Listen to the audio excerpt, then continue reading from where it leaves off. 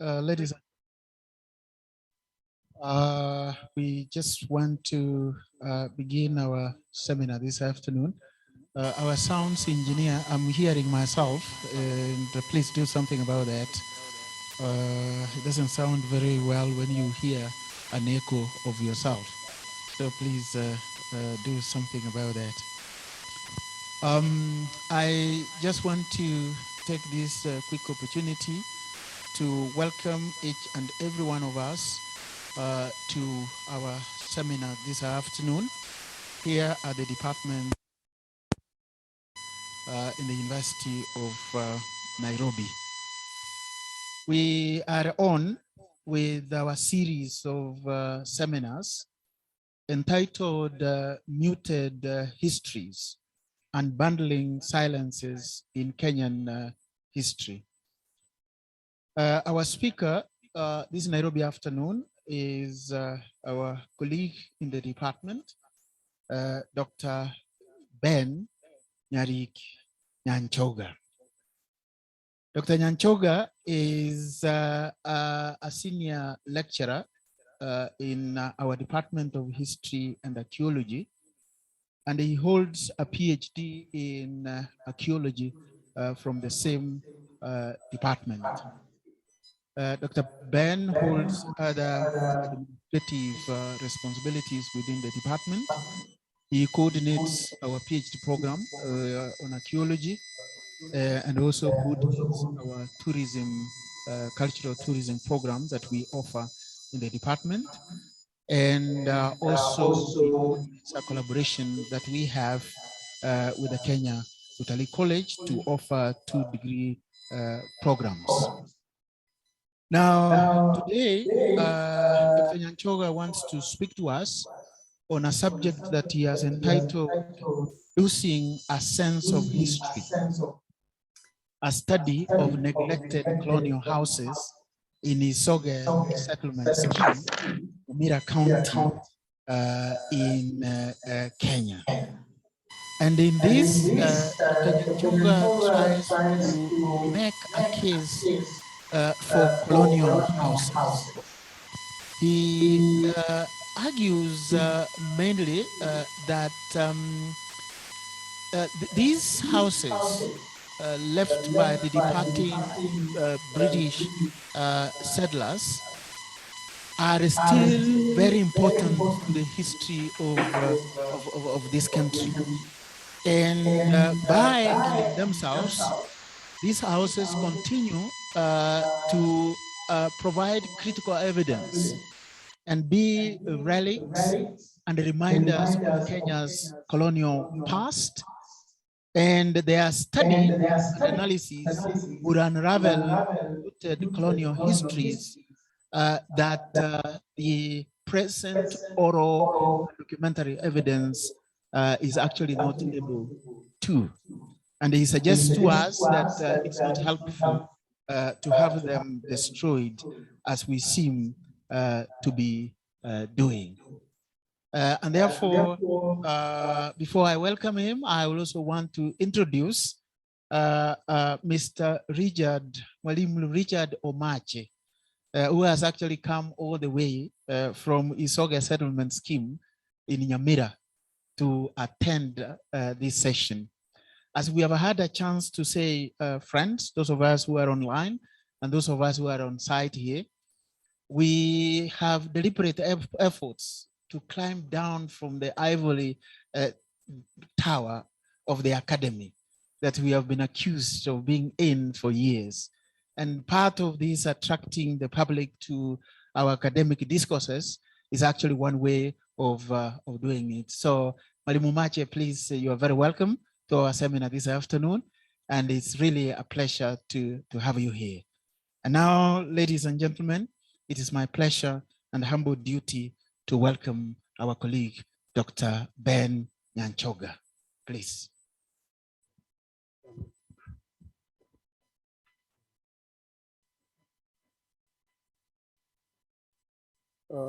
Thank you very much, Chairman and the Chairman. That is the way I would like to, refer you. as such and in duplicate because you wear two hats. Today you are chairman of this session and you are also substantial chairman of the Department of History, where I come from. I also want to thank my colleagues, friends, lovers of history, and also my village mates, some of whom are online, who have spared their time to attend to this presentation. Colleagues, friends, and peers, my presentation this afternoon is on a subject that I have deeply introspected on, about deep thought about the same, because this touches on the backyard where I come from. I have grown in this region, and I have seen this heritage that I want to talk about go into West. The title of my presentation this afternoon is, as clearly stated by the session chairman, Dr. Kennedy Ombongi, Losing a Sense of History, a study of neglected colonial houses in Isoge settlement scheme, Nyamira County. I have structured this presentation in a way that brings out clearly the historical background to the establishment of the settlement scheme that I'm talking about. It is not just one settlement scheme. In this region, we have 7 settlement schemes. But I want to take you back to a period in history, 1888, a very important period in history, 1888. I know I'm speaking before eminent historians, some of whom are online. In 1888, the British East African Company was granted a charter to, which led to colonization of present-day Kenya. However, when this company became bankrupt, the British government took over the administration of the colony, which, through history and the documentary research, shows us that this part of the colony was important because it was used as a gateway to Uganda. In fact, the British were so much interested in Uganda because this is where the minerals were found. They wanted to go all the way to Buganda, Punyore, to exploit the minerals. Now, in 1913, the British government passed a bill which gave the white British settlers what you already know, 999 years land leases. And again, when the colony now became a protectorate, the colony and the protectorate of Kenya, was established on the 11th of June, 1920, except for, the 10-mile strip along the coastal area, which was under the Sultan. Beginning in the 1940s and 1950s, anti-colonial movements began in Kenya. And with the approach of independence, the British government had to step in, of course, to take the interests of the settlers who were, to be forced to leave the country through these movements. Their aim was to create land markets for the white settlers, those who wanted to leave so that they can sell their land. And of course, even those who wished to stay were given what is referred to as here as supporting land values. So there are those settlers who remained, there are those ones who left. And you know very well from history, those who are very good historians, that some of these settlers, moved to other yet to be independent countries in the southern regions of Africa, like Botswana, Mozambique, and the rest. Now, at this point, you know, the buyer of these properties, this land, was basically the government of Kenya. But the government of Kenya did not have sufficient or enough funds to purchase the land. So it had to borrow money from the British government and the World Bank. This was a loan given. In fact, we know very well that there are people still who are servicing those loans in these settlement schemes. They haven't still finished. So when this happened, the reallocation of the parts of the former White Islands was done through what we call smaller, older settlement schemes. So between 1963 and around 1971, half of the land, you know, that was occupied by the settlers during this time had already been acquired by the Kenyan government and parceled up to settlement schemes. And these settlement schemes were largely created for smaller, older farmers. So to be very specific on this, a settlement scheme block centered between the town of Sotik and the Borabu, what used to be now Bomet district and the Kisii district, was created. Indeed, this is where we have the 7 settlement schemes. Isoge settlement scheme rests in this region. Of course, there are other settlement schemes which were created, including, if I can just mention, you may not know about them. We had Raitigo settlement scheme created in 1962, Manga settlement scheme in 1964, Nyanchoga settlement scheme 1964, Kinderet settlement scheme 1964, Matutu settlement scheme 1967, Mwangori 1967. Isoge, which I have not mentioned the year when it was created, a very important area of study, created in 1966.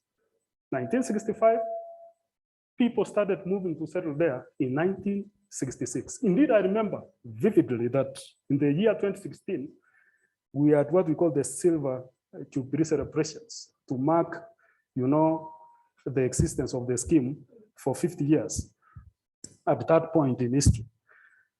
Now, this settlement scheme as originally constituted is home to representatives from the larger and one-time Kisii district. If you look at the history of 1930s, we had one district, Kisii district. So this Kisii district had 7 locations. In these settlement schemes, where Isoge also is one of them, we have representatives, or we have a representation from the 7 original locations. Hence, the talk in the village is that Isoge settlement scheme is location Saba.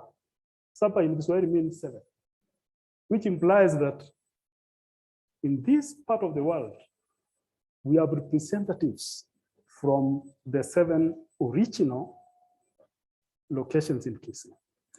Now, I want to say this. In these settlement schemes, Isoge being one of them, are the remnants of colonial infrastructure.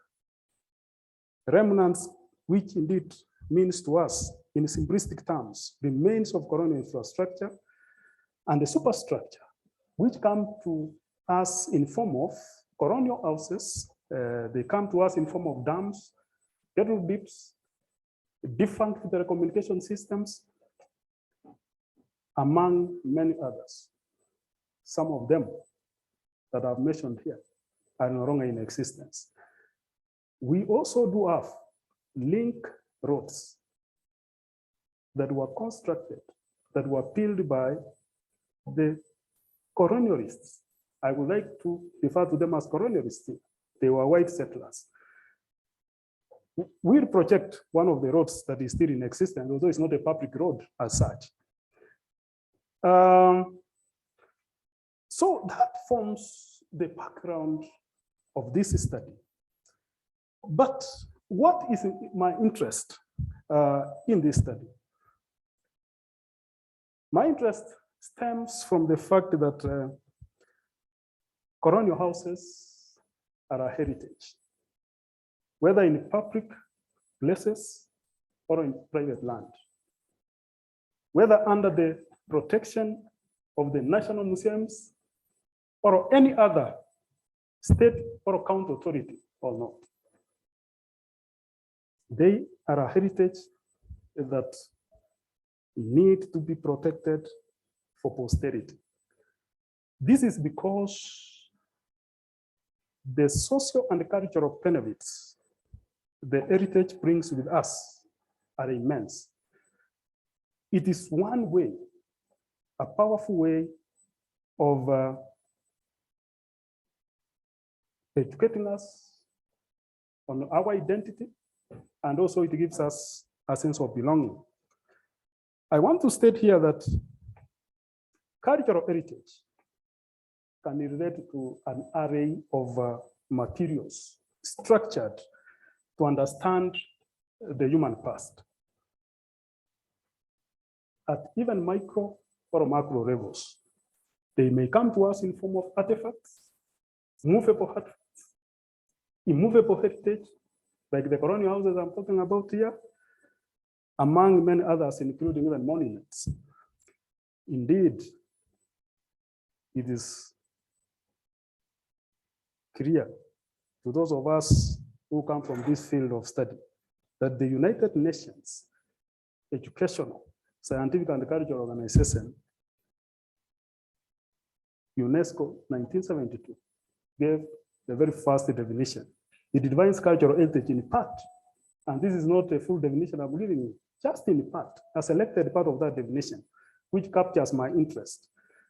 Defines cultural heritage as groups of separate or connected buildings, which, because of their architecture, their homogeneity or uniformity, in other words, or their place in the landscape, are of outstanding universal value from the point of view of history, art, or science. So I deliberately focused on this part of that definition because of the recognizing of buildings as a form of cultural heritage. So it does tell us that, buildings are an important part of cultural heritage. If I move beyond the borders, doing cross-sectional or comparative studies, I can give you a few of the definitions which come from elsewhere in the world, which actually affirms my assertion that these colonial houses are an important heritage. In the Netherlands, for example, the Monuments Act of 22nd June 1961, and as it was amended in 1988, defines heritage as artifacts over 50 years of age and of importance because of their historic value, beauty, or scientific meaning. In Nigeria, the National Commission for Museums and Monuments, Decree number 77, 1979, it does define antiquity. Or antiquity means any object of archaeological interest or land in which such an object is or was discovered or believed to exist. Any relic of human settlements or of colonization, or any work of art which is of indigenous origin that was made before 1918. So I am putting emphasis on some words here. We are talking of colonization. And when we talk of white settlers here, Clearly, it's a form of colonization that we know very well. So just even beyond our borders, such cultural heritage is still, protected. In the Philippines, I just want to give a few examples.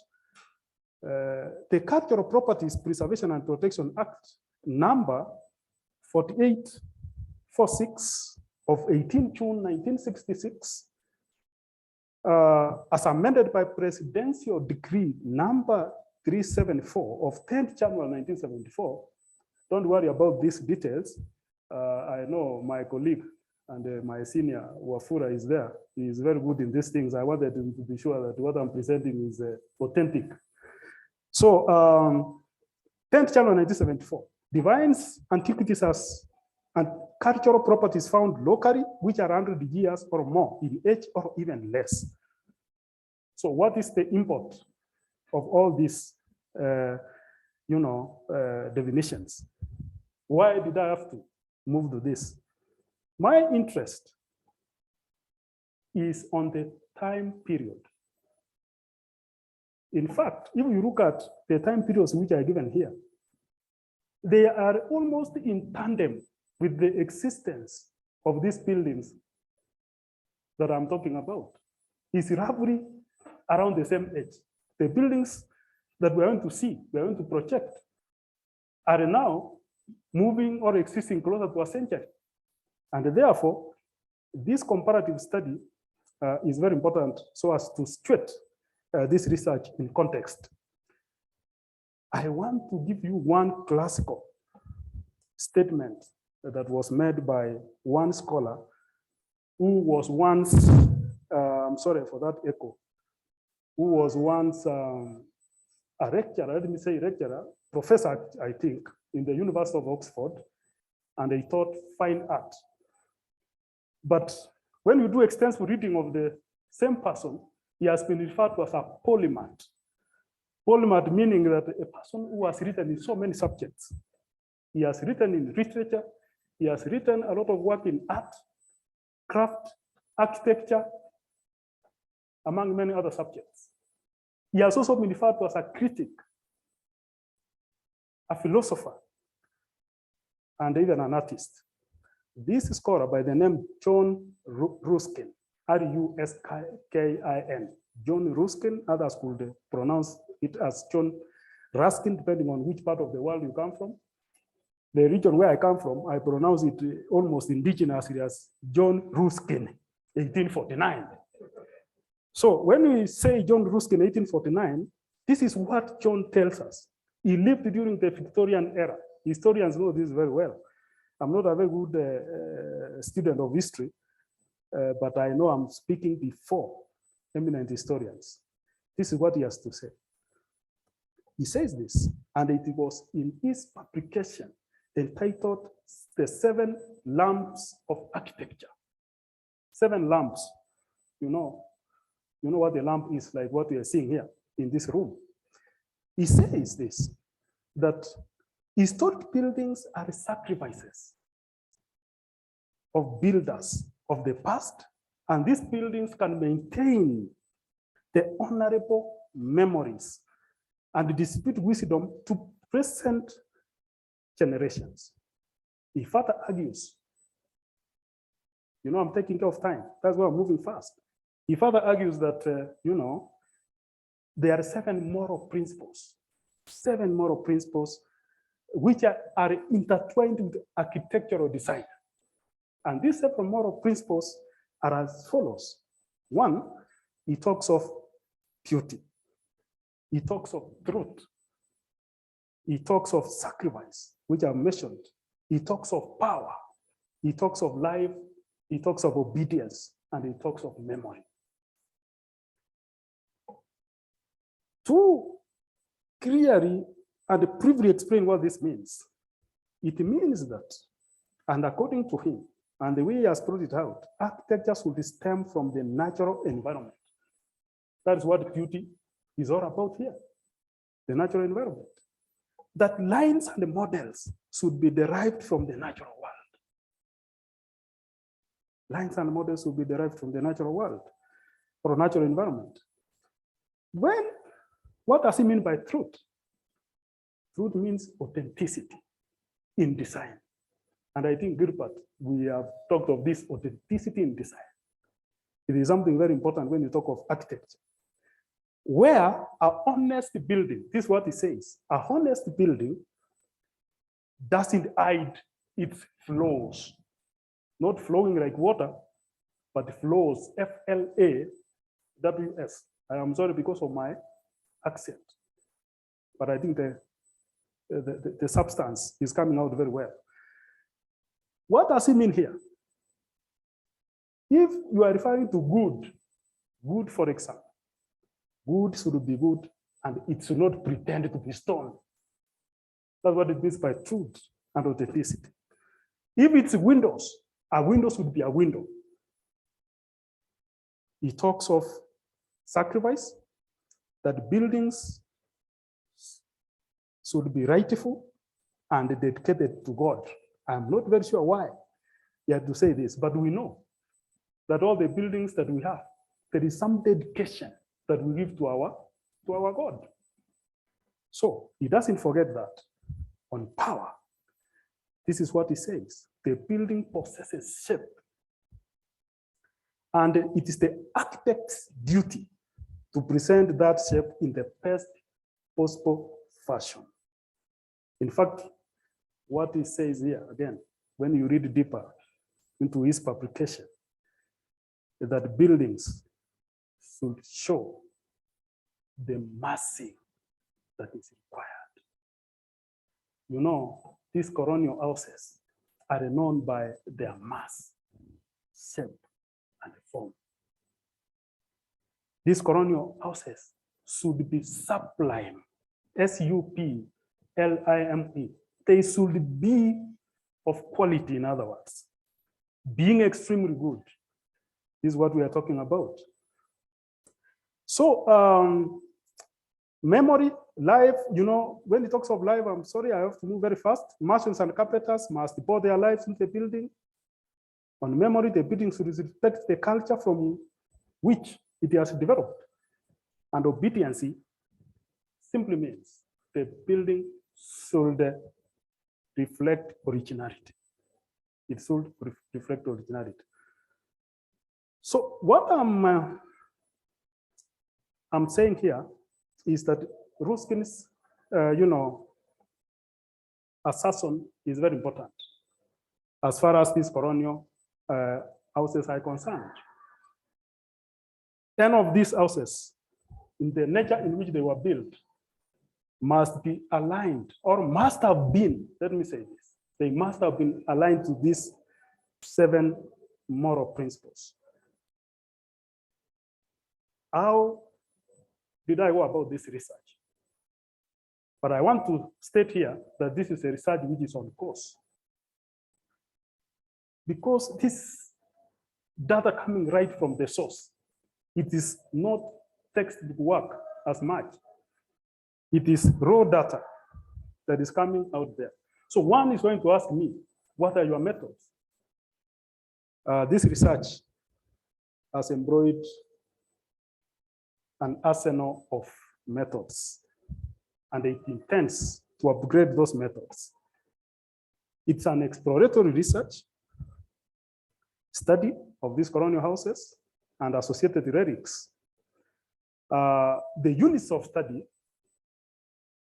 that I'm going to present here, the graphical images that will be presented have been chosen through convenience sampling.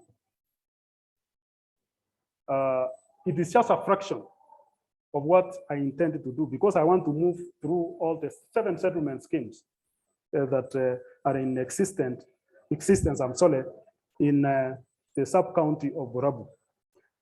So the units of study have been chosen using convenience sampling strategy.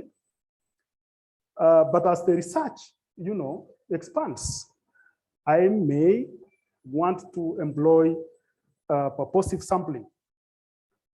And this purposive sampling will largely be integrated into this study. But I want to put it in a more simpler form, that my methods of data collection are principally two: primary data collection and the secondary data collection. Secondary is all about library research, review of documents, including I've actually done some review of the National Museums and Heritage Act of 2006.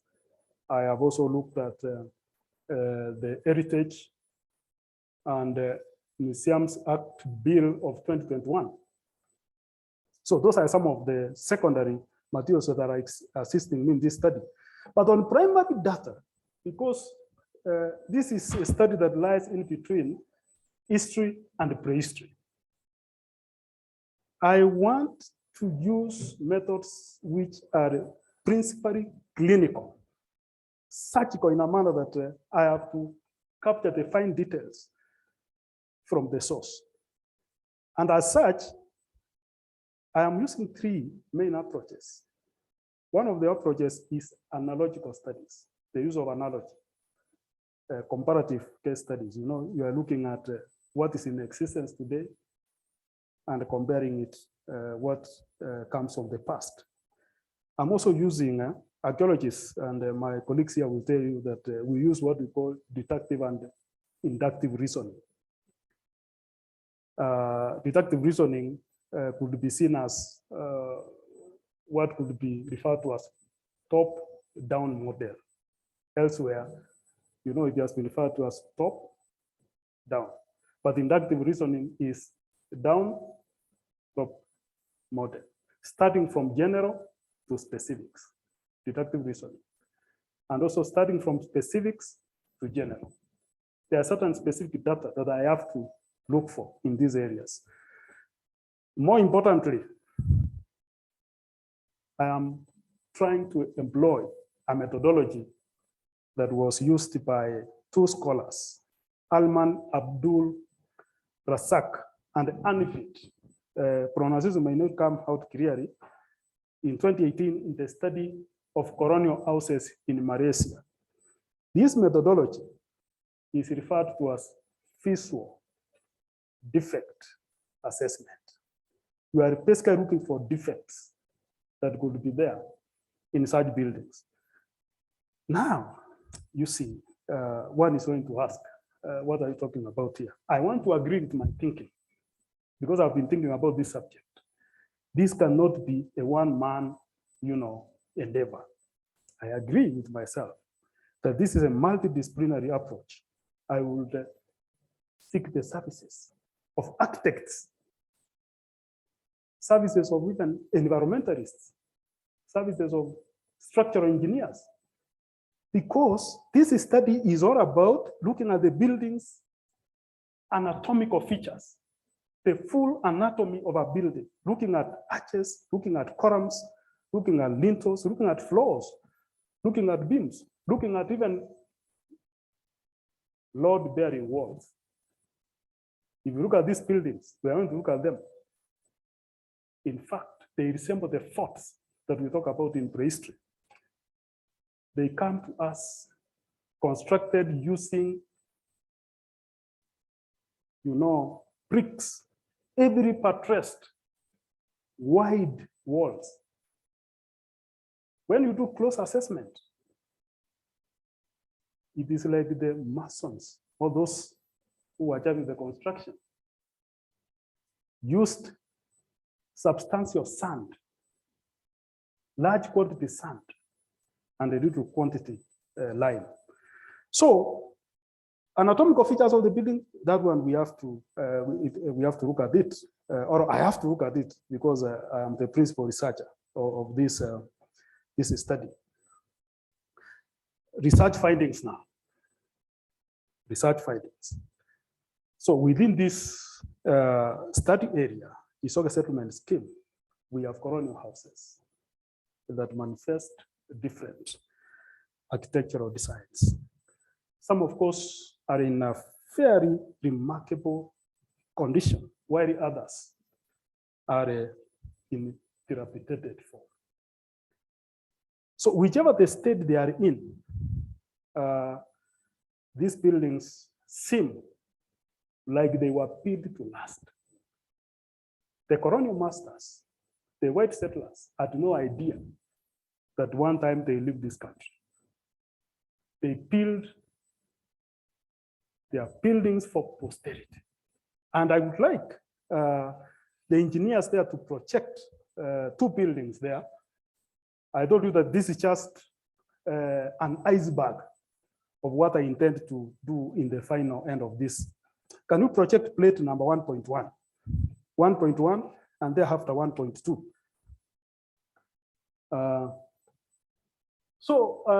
This is one of the buildings I'm talking about, colleagues, those who are on site and others online. Some of them know this. This building is just situated directly opposite my home, across the road. You look at the way in which it was built. To be very honest, there isn't a person who would have built such a massive house having no intention of permanence. You can also project, 1.2.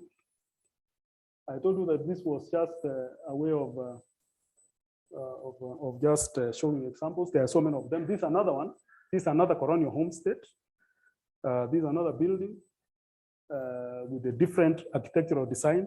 You can see it has an elevated roof of British origin, what we all know about.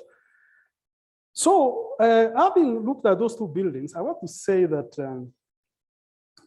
it is then clear that the colonial settlers wanted a permanent life as soon as Kenya became a British colony. These houses are dotted all over the place. And they also come to us with many other associated,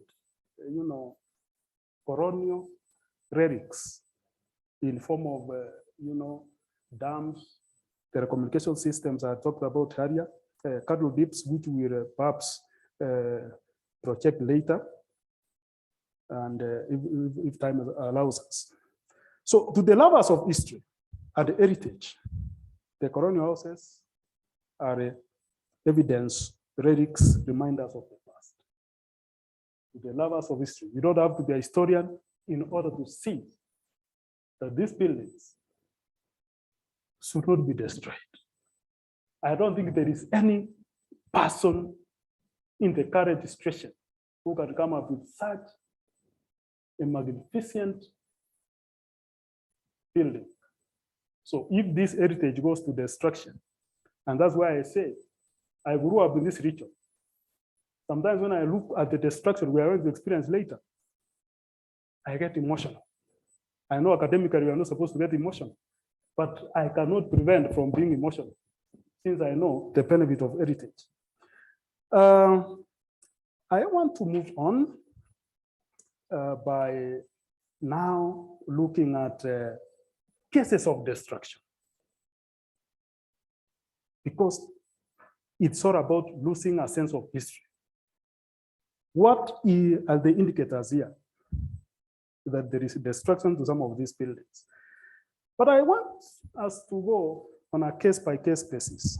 But before that, I will just introduce one thing and then say that in general, we know that the agents towards the destruction of buildings have been categorized into 3. There could be more others, but in my reading, in my research, I have put them into 3. Mechanical. Buildings or this form of heritage may be destroyed through wind, vibration. And when we talk of vibration, in this case, colleagues and peers and friends, this region does at some point experience tremors. I don't want to say earthquakes, because earthquakes are of higher gravity. But in geomorphology, they put it in a modest way that, these buildings could have been affected, through the cracks we see, through seismic, they say seismic excitement. some sort of excitement, say, art movements. So they don't refer to as earthquakes. So it could come through vibration, water, all these causes, fractures to the floors and walls. Biological, through plants and microorganism activity that can cause fractures. And then number 3, anthropogenic. Anthropogenic. When we talk of anthropogenic here, these are human-related activities leading to vandalism and alteration of buildings and encroachment. And this is where the substance of this work lies. Because I would like you to project image 1.3. Image 1.3. We call them plates in archaeology. 1.3. Look at this. This is the same building when you look at it from the other side. This is a perfect case of negligence. The water tank that was built adjacent to the building is now a farm of vegetation. It is a garden of vegetation. I don't know whether that is sugarcane. So every time I go home, I look at this building and I wonder whether we are really looking at our heritage. What is wrong with people? Does it mean that they don't appreciate history? Where are we going? You can see. If this is not negligence, then I don't know. So perfectly saying that some of these buildings have been left the world of wild, competing with the grasses and the vegetation. I want you to project. It's the same plate. I told you convenience because I was home for only 1 week. I bring more. Plate number 1.5. See, this building from behind, this would have been a store. When I was growing up, it was in perfect shape. I reached a point where I said, I might exit from this world without making a mark into this. This is a heritage that is 30 meters away from my home. Perfect situation, stones on top of the roof, and there is a management. There is a form of management to these buildings. And this is what has happened. I don't know. I'm told some village mates are online, but I want to show them and state that this is unacceptable. Move on. Project image 1.6, another building. I'm sorry, this looks like it's a small building, which through my own assumption and study, it may have been a building used by servants of the colonial master. In fact, we have 3 of these buildings ring-fencing the main house. When you look at their design and the way they were built, they must have been used for the servants or some sort of security detail because they ring-fence the main house. I told you that our study is based on deductive reason. Yeah. I may not be very precise and to the point, but that is an intelligent guess. It's an intelligent assumption. There is an image here I want you to project, which will even annoy everyone who is in this seminar. Image 1.7. I hope it will come out clear. Look at this. This is a building that is being swallowed by vegetation. I don't know whether it will be in existence 2 or 1 year from now. This building here, which lies like 50 meters away from the main house of the colonial master, may have been used as a garage because it has 2 wide doors. One door is already, hidden in this bush that we are seeing here. When we were young, we used to have access. At some point, it was used as a store to store pyrethrum because in our region, people grew pyrethrum. It was used as a store. But when you go into this building, I was unable to access it. You can see, where do you even come in from? There could be snakes. You have to take your time. So if you look at this building here, the time we had access into the building itself, on the walls of this building are the drawings of workshop tools. And Richard Omache, who is here, can tell you that whether drawings of workshop tools. Some of the tools I think I had not seen them before. So they were drawings. They are not drawings by the contemporary persons who live there. They were drawings during that colonial period. I think the drawings were meant to for reference for their own mechanics and all that. So they are drawn on the wall. I hope one time when I get access, I see those drawings are on the wall. So you can see what's happening here. It has been invaded by process, and of course, that is something that really makes us very emotional when we are dealing with this study. Image 1.8. Image 1.8. Image 1.8. There is a reason why I projected this image. This is a case of vandalism. You know, the colonial masters built the houses. When we look at it, having a sense of security in mind. The way in which this house was built, the floor is made up of timber, and there is a hollow space below that floor. When you walk and we are wearing shoe, it makes some sound, and it alerts the occupant of that house or the person in the house that there is someone who is walking towards the door. But you see, even when we were growing up, there was corridor talk. Let me call it village talk that, you know, these whites may have been caught unawares, and they had a lot of money. They had vehicles and machines, and they may have hidden them under the floor before they left. So they had made persistent attempts to open up this floor. Look at what happened here. They opened just to check whether there is money hidden below that. When they found that there is no money or there is no precious commodity hidden by the colonialists, they returned the timber haphazardly. This is called predatory vandalism, which is a motive that is guided by destruction and even stealing.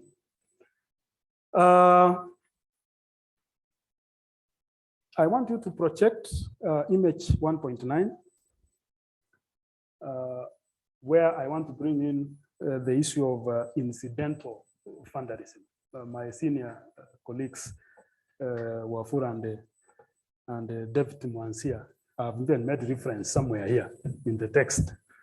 You know, this is a building, a small building, that through my own assumption, may have been used as a security tower. It is elevated above the rest of the buildings, but it has two rooms. It has an elevated staircase. It has a crack. But you can see very well what I'm going to say later here. This building is left to the world of wild. It is in decaying form. You know, any building has a lifespan, just like a human being, just like a living thing. It has a lifespan. So it is decaying. But I am sorry that there is something you are not able to see. We have occupants in these buildings. There are people who have rented these buildings, and there is smoke. It's only that smoke is not well captured, billowing from one of the houses. Why I'm saying that this is a sad situation is because outside this building, we're going to project another image where we had an outside kitchen that was built by the colonialists. But today, they are putting fire right inside the building, and there's no chimney. So what is going to happen to the hydrogen? This building is going to waste. In the next few years, we will not have it. This is called incidental vandalism, because the motive is not to destroy. Destruction comes out of use. When you use a building in a manner that is against its design, you may not be intentionally destroying it. But in the process of use, that resource gets destroyed. So it's not intentional, but it is incidental.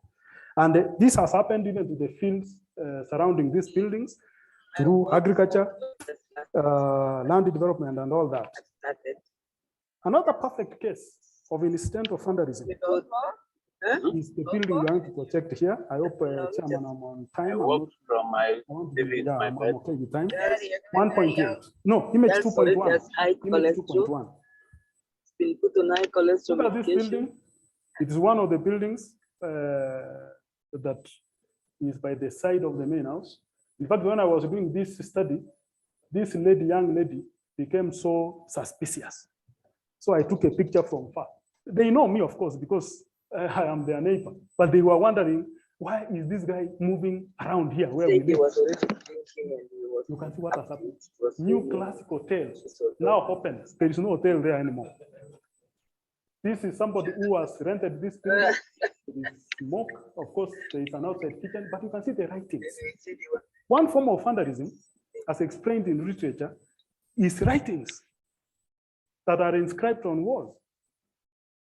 So this is another case of incidental destruction, incidental vandalism. These people are not aware that they are bringing down this heritage. For them, they have rented the house, but in the process, the way it's being used, it will not take time.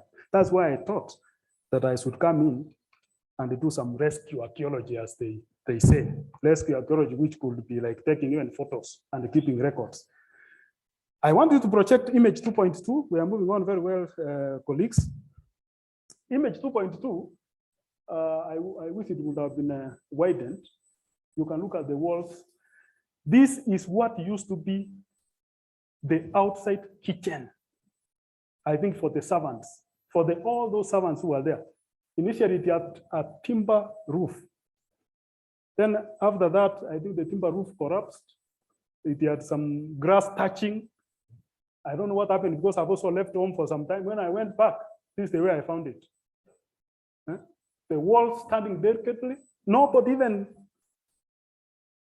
knows, the younger generation, that this was an outside kitchen. So I don't know what's going to happen in a few months from today. Natural decay, no restoration, and all that.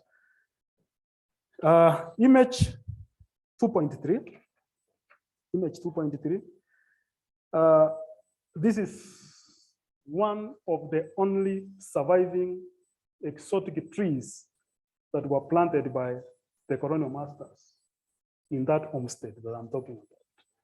The rest of the trees were cut down for timber, for firewood, as if there weren't enough trees elsewhere. So these are only trees standing. You can look at the environment and make reference back to what John Ruskin, 1849, said. Architectural design should be aligned with the environment. This is where we used to play football. This is where parasas used to be held. Richard Omaji can tell you here. But you can't even venture there. In fact, there are people who have rented these houses. When they see going there, they wonder. They don't know that this is a public land. Public land which is going into West. Now, having said that, I want to make some conclusion and recommendations and project 2 more images, and then we see. So what are we talking about here? It's evident from the pictures that we have seen that destruction may be willful, out of will, or due to negligence. Destruction of these buildings we have looked at is due to, 1, inadequate or a lack of maintenance. Bad use of the buildings or misuse of buildings, or internal alteration or a change for convenience. It may have also come destruction of the same buildings I'm talking about, a few of which we have seen through physical influence of any kind, involving burrowing, you know what burrowing means, and through roots of plants. But many of the buildings, as you have seen, are a dilapidated form. This dilapidation comes as a result of many causes. It may come due to the natural lifespan that the building has existed, because any building has a life. It may also come because of negligence, may come as a result of water when there is no proper drainage, and when there is lack of repair. We want to again make reference to something here that buildings that are leased out to people, and if they are not used in a manner that is sustainable, may lead actually to their destruction. And this can facilitate a drift towards dilapidation. Now, what are the recommendations I want to give in this study? Conclusion recommendations. I say here that the public sector, and of course, county government of Nyamira should draft, and set guidelines, laws, because this is something that I want to use and petition the government of Nyamira. They should draft the laws or regulations and the policies which relate to conservation of heritage in public and private places. I know for sure it might be difficult to deal with buildings which are in private places, but at least we have so many of them which are in public places. I'm so sad that if you look at the integrated development plan, and I hope some people are listening, integrated development plan of the county government of Nyamira, 2018-2023, it does mention just superficially that in one of its chapters, of course, under I think creative arts, culture, and social services, in that plan, they do say this. And I even refer to page 90, if there's anyone listening from the mirror, page 90 of that, they say this: in the Borapu sub-county, there are colonial homesteads. Besides, there are colonial water dams. This is what they just say. And they simply say that they can be used as tourist attraction centers. I'm not sure whether the drafters of that plan are sure of what is happening on the ground. They also mentioned something, a building that was built in 1957 in Manga.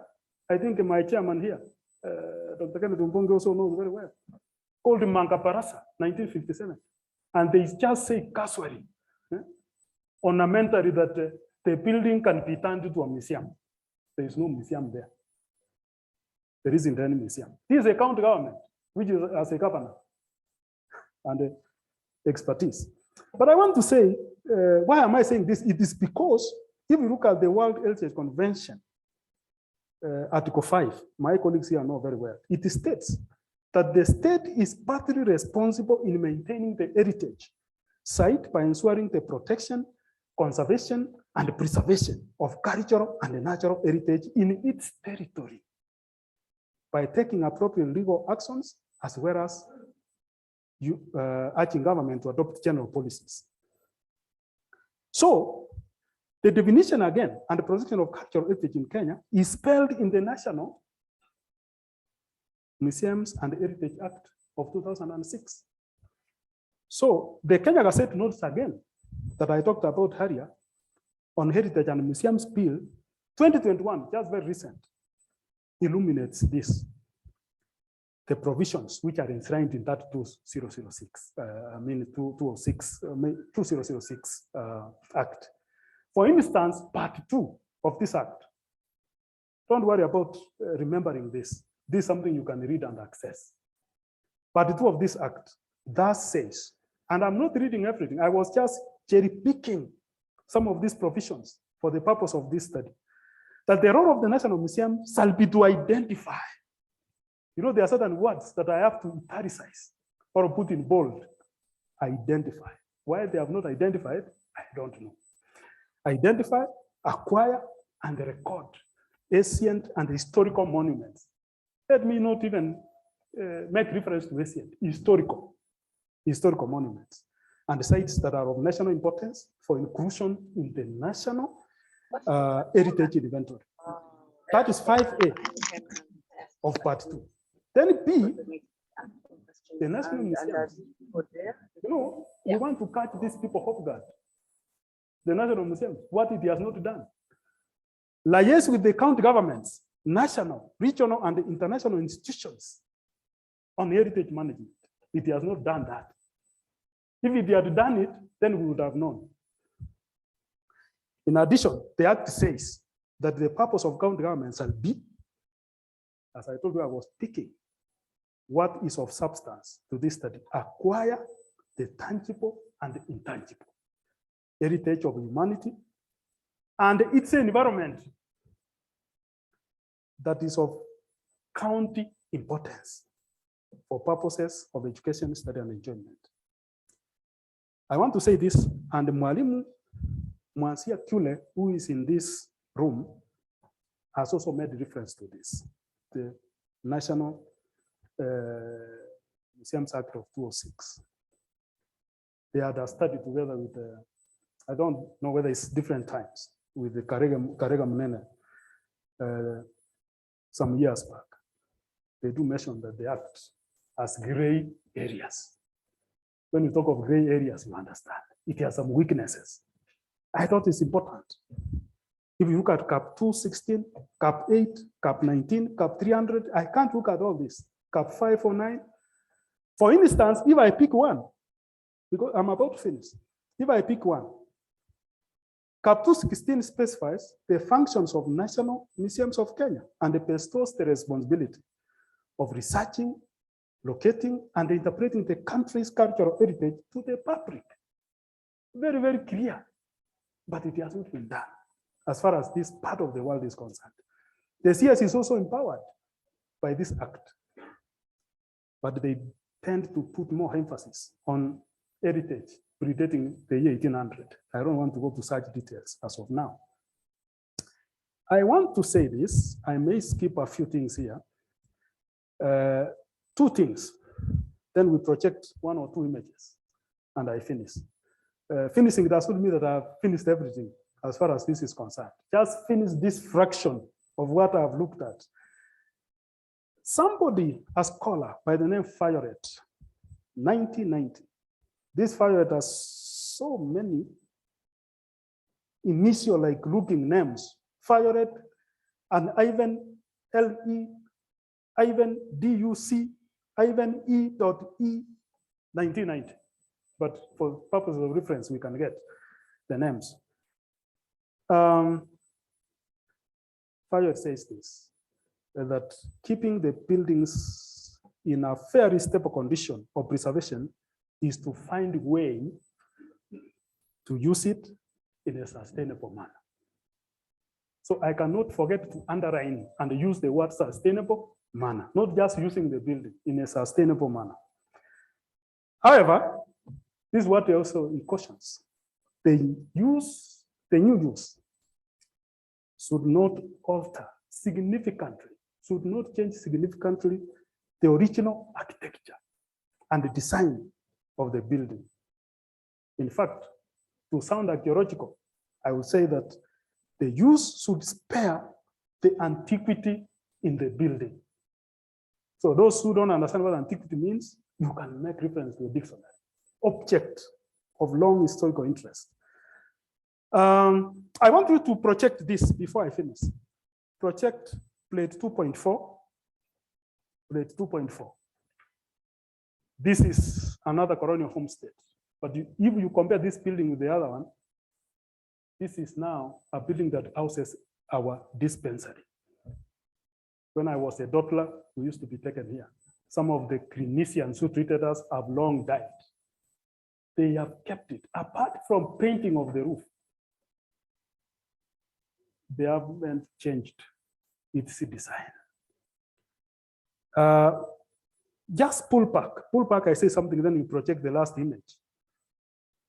We already know, and we know, perhaps some of us, that it's not possible to restore a building to its original shape. You cannot achieve that. But at least restoration of buildings should be attempted. But we should use a multidisciplinary approach.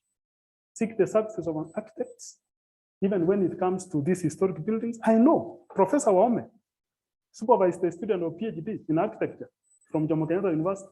Professor Waume is an archaeologist. He was supervising together with the architects.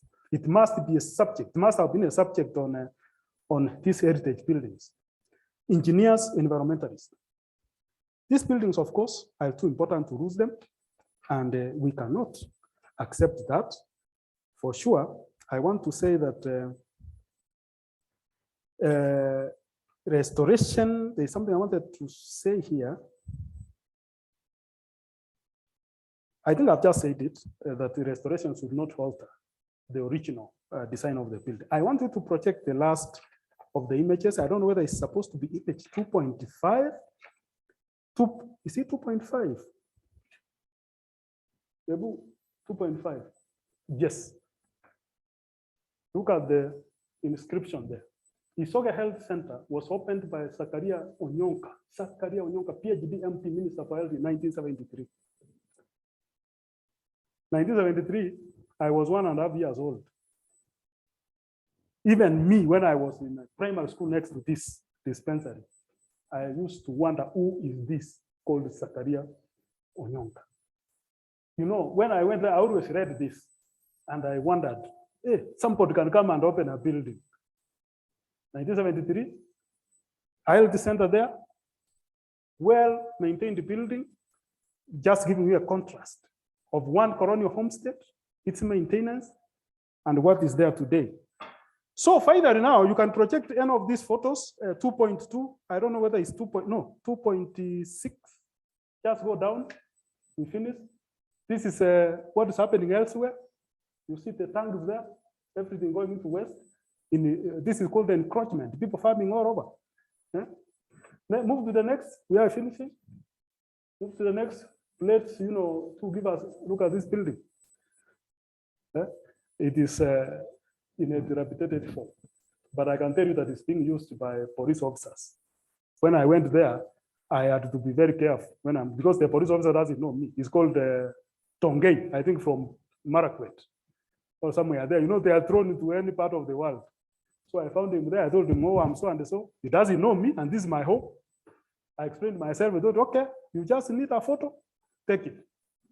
What I want to emphasize here, look at the surrounding encroachment. Look at this building.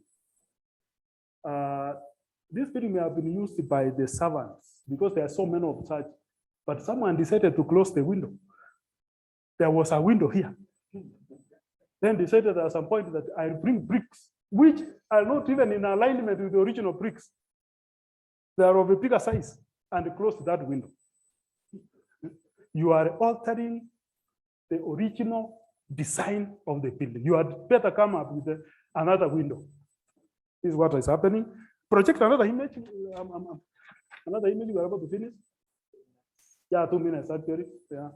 This is one of the link roads built by the colonialists from one homestead to the next. But this is not a public, there's no public access. So you can't go from homestead number 1 to that because it's in between. This is a dam.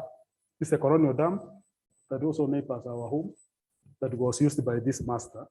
People believed that when the white man left, he left in a hurry, and some tractors and machines were driven into this dam because they didn't want the Africans to inherit it. Is there another last plate? Oh, this is a cattle dip. So why am I projecting these images? My study will eventually be upgraded to look at the totality of colonial infrastructure in this part of the world. Thank you very much, Chairman. Thank you very much for this.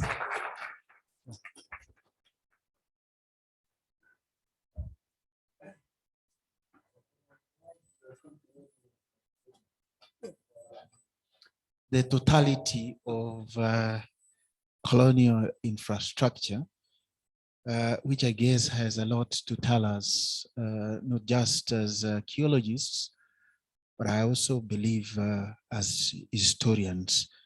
Dr. Nyanchoga, I'm not an archaeologist. I've actually never attended any class of archaeology except the ones of undergraduate introductory parts of African and Kenyan history. That is the closest I came to archaeology. But I should say I have learned a lot.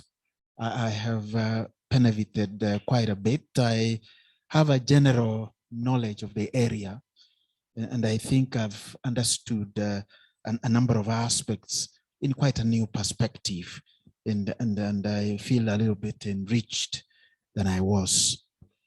Now, friends, my understanding as a historian, Dr. Nyanchoga said three key things. One is that historically, Isoge settlement scheme was basically a product of the colonial era's innate and modernist characteristic of arranging and rearranging of local resources and spaces for purposes of expedient harnessing, or what one could call exploitation. That is really, it was very clear in your introductory part of your presentation. Number two, and I think probably this is important for both archaeologists and historians, is that the structure and the general anatomy of colonial houses in Isoge settlement scheme are essentially cultural landmarks whose significance lies not just in their historical aesthetics, but in their authentic representation and embodiment of the power, permanence, and domineering influence of colonialism. That, I think, was quite deep. And number three, I have heard Dr. Nyanchoga's very loud cry. He bemoans rather emotionally the heritage vandalism which is going on in Isoge settlement scheme, and I guess other schemes within this large area, and calls for very, very urgent measures to preserve this important heritage, even through what he calls modern efforts of rescue archaeology, like what he's involved in, and also government efforts in cultural heritage preservation, and more importantly, the National Museum's efforts and role in cultural preservation, which is actually its sole mandate. That is my historian understanding of what Nyanchoga was saying. And I believe that the archaeologists who are online and those in the room have a chance to now also raise issues, ask questions, bring forth some debates for the next couple of minutes. And also the historians and the rest of our students who are here and those who are online. And I'm also informed that online are a number of people from Isoge settlement scheme. And I'm sure if you have any questions, ladies and gentlemen, please, you are free to put them on the chat online. But we also have a chance of a few minutes where we will take your questions, we'll take your observations and comments. we will begin with those of us on site. I see the hand of Mwalimu Wafula. Then I see the hand of Mwalimu Gachehe. And then we have our archaeologist, Mwalimu Kule, and also Alex, and I can see Masika. Any other? Those are how many? 5 or 4? We will begin with our archaeologist, Mr. Wafula, and then we go to Kule, and then we go to Dr. Gachehe, then we go to Alex, and then we go to Masika, in that order. Good afternoon, my friends. Mwalim Ben, our colleague, I'm very proud of the work you are doing. What you are doing is very, very important. The people of Nyamira are sitting on gold, actually, because what we have seen is very, very important. And Chair, you have summed it up well, especially now looking at what we have seen and what we have heard. These are whole cultural landscape that encompasses a lot. It's not just those houses alone, but even those cattle dips, the dams and so on. They are very important in enabling us to understand about the history of that place and the challenges that the place has faced over time. The second thing I want to say is that I wanted to know who owns those houses and who is there anybody taking care of those houses? But eventually, you mentioned something about it, that there's negligence. It seems as if nothing has been done to protect these sites. And it's very important that something is done. Allowing people to continue misusing them like this is not good. Nevertheless, although you have decried the state in which these houses are, when you compare to my situation, I come from Bungoma County, we have also settlement schemes. There's absolutely nothing there. So when I look, that's why I said you're sitting on gold, because there was a lot of destruction and we have nothing. So the people of Nyamira, the national museums, the national government should actually use your research. It will help a lot to protect this heritage. This heritage is very important because archaeological and historical heritage of any kind nowadays is the bread and butter of our country. It can help solve our daily problems. We have economic hardships everywhere. So I'm sure those concerned should take note of this and do something to improve it. But I'm very, very happy with the work you are doing. Let's have Mwalimu Kule. Mwalimu Wafula has said it. Part of our role as the academy in our interface and engagement with the public is actually to draw the attention of some of these resources that we are sitting on. And I like what Mwalimu Wafula is saying, that people in Nyamira are sitting on gold, especially those of the settlers in Nyamira who are listening to us. That's the goal you are sitting on. Yes, Mwalimu Kule. Thank you, Chairman. Please allow me to ask and comment while I'm sitting down because of some other issues that are related to my back. I want to appreciate Mwalimu Ben, Dr. Nyanchoga, for a very wonderful presentation and for highlighting what is happening in Isoge. I have several comments and also questions. Some of the questions are more or less like what Gilbert has asked. For example, when you talk about colonial masters, who are these people? Are they known like by name? Because colonialism came to an end just about the early 60s. So did they live at that point because of independence? And would there be information about who they were, where they went, and whether they have relatives and so on and so forth? The reason I'm asking this particular one is because it may become relevant when it comes to preservation and conservation. Because if there are family and relatives who are still around somewhere, they may be interested in participating in the conservation and preservation of those historical structures. The other one is you've randomly mentioned who is living there, and you have talked about the police officer, and then you have shown us the other lady and so on. Then you also talked about renting. So I'm wondering who officially is supposed to be owning these structures now.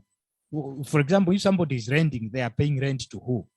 And what are the responsibilities of the people who are collecting this rent? And also those who are paying the rent. Then the other one is, I may have missed this, but I don't know whether you did mention how old these buildings are, like when they were built, and I know that you mentioned that they might have been made for posterity, for these guys they were not planning on leaving. And I remember in one of the first lectures by that gentleman who was from UK, he said the planning was to live here up to, what did he say, 2080 or 2070 or something like that. I forget his name. That gentleman from Europe. He was actually the second or the first person to present. He said what he has been finding is that the idea was not to live as early as 1960. They are going to be here for another 100 years. So, and then, when were these things built? Is it in the 1800s? Is it in the 1900s? And what were the activities of the people who owned these homes? And then the other one is, would you happen to know the spread? For example, how many structures are we talking about? Or cluster of structures in form of homesteads? How far are they from one another? And so on and so forth. And then the other one is, elsewhere, in Europe, in South Africa, and even here in Kenya, there have been some movements or initiatives which are tied up to this idea of decolonization, where conservation and preservation of colonial heritage is seen as a negative. And not very long time ago in the US, when some policemen killed African American in the streets, there was this outrage and street demonstrations all over, not just in the US, but all over the world. And we saw, people bringing down statues of people who are supposed to have represented colonialism and any other vices such as slavery and things like that. So I don't know, in South Africa, we saw the Rhodes statue go down. I'm not sure what happened to the ones that we used to have here, the Delameres and so on and so forth, but I know in is it not Manchester? What is the name of this city which used to be one of the biggest? I think it's called Glasgow in the UK. We saw quite a number of things also come down, which are associated with slavery and colonialism and so on. So I don't know if we are going to make these efforts to preserve and conserve. How does that? I don't know. How do we see these in view of these other initiatives elsewhere? And they're also being talked about by AU and UNESCO, and they are all tied up to this idea of decolonization and so on and so forth. The other one is, if they should be preserved, who should be taking responsibility? I know that you have made a lot of references to the NMK, but they're also, like I said earlier, the people who build these houses. Would they be interested in their preservation and conservation? What about those who have ownership now? If it is the county government or it is the community, because in addition to the NMK, the capacity to be able to preserve and conserve can also be done through private museums and also community museums. And we have quite a number. For example, there is one in Loyangalani, there is one in Fangano Island, there is one in Mount Elgon at a place called Kakapel. These are community-based initiatives that are doing quite a number of good things. I think we also have one in Limuru somewhere and another one in Nyeri. So should this be taken as an initiative by the national museums or by community museums or by museums that are supported by maybe the county government of Nyamira, or who should be taking the first responsibility? The other one is, if you may know, what is the fate of similar structures elsewhere in the country? Because these colonial fellows were everywhere. So they were, for example, they were here in Nairobi, they were in Kiambu, they were in Machakos, they were in Taita, they were everywhere. What is the status of similar colonial structures and homesteads in other parts of the country? Thanks a lot. Mwalimu Kiule, for our online audience who might not be aware of what NMK means, it means National Museums of Kenya. And the question you were asked, you have literally taken it from me. That's what I wanted to ask. The interface between the very strong ultra-nationalist feelings and the preservation of these colonial relics, very important. Yes, Dr. Gache. Thank you very much, Dr. Ben Nyanchoga. I think that was excellent. I'm actually a great believer that one of the best ways to study history is to immerse yourself in the context of the creators of that history when you can. And I think the colonial structures you're talking about are an excellent way to look at Kenya's colonial history. You don't even need to have stepped into anybody's class just to learn where we are coming from.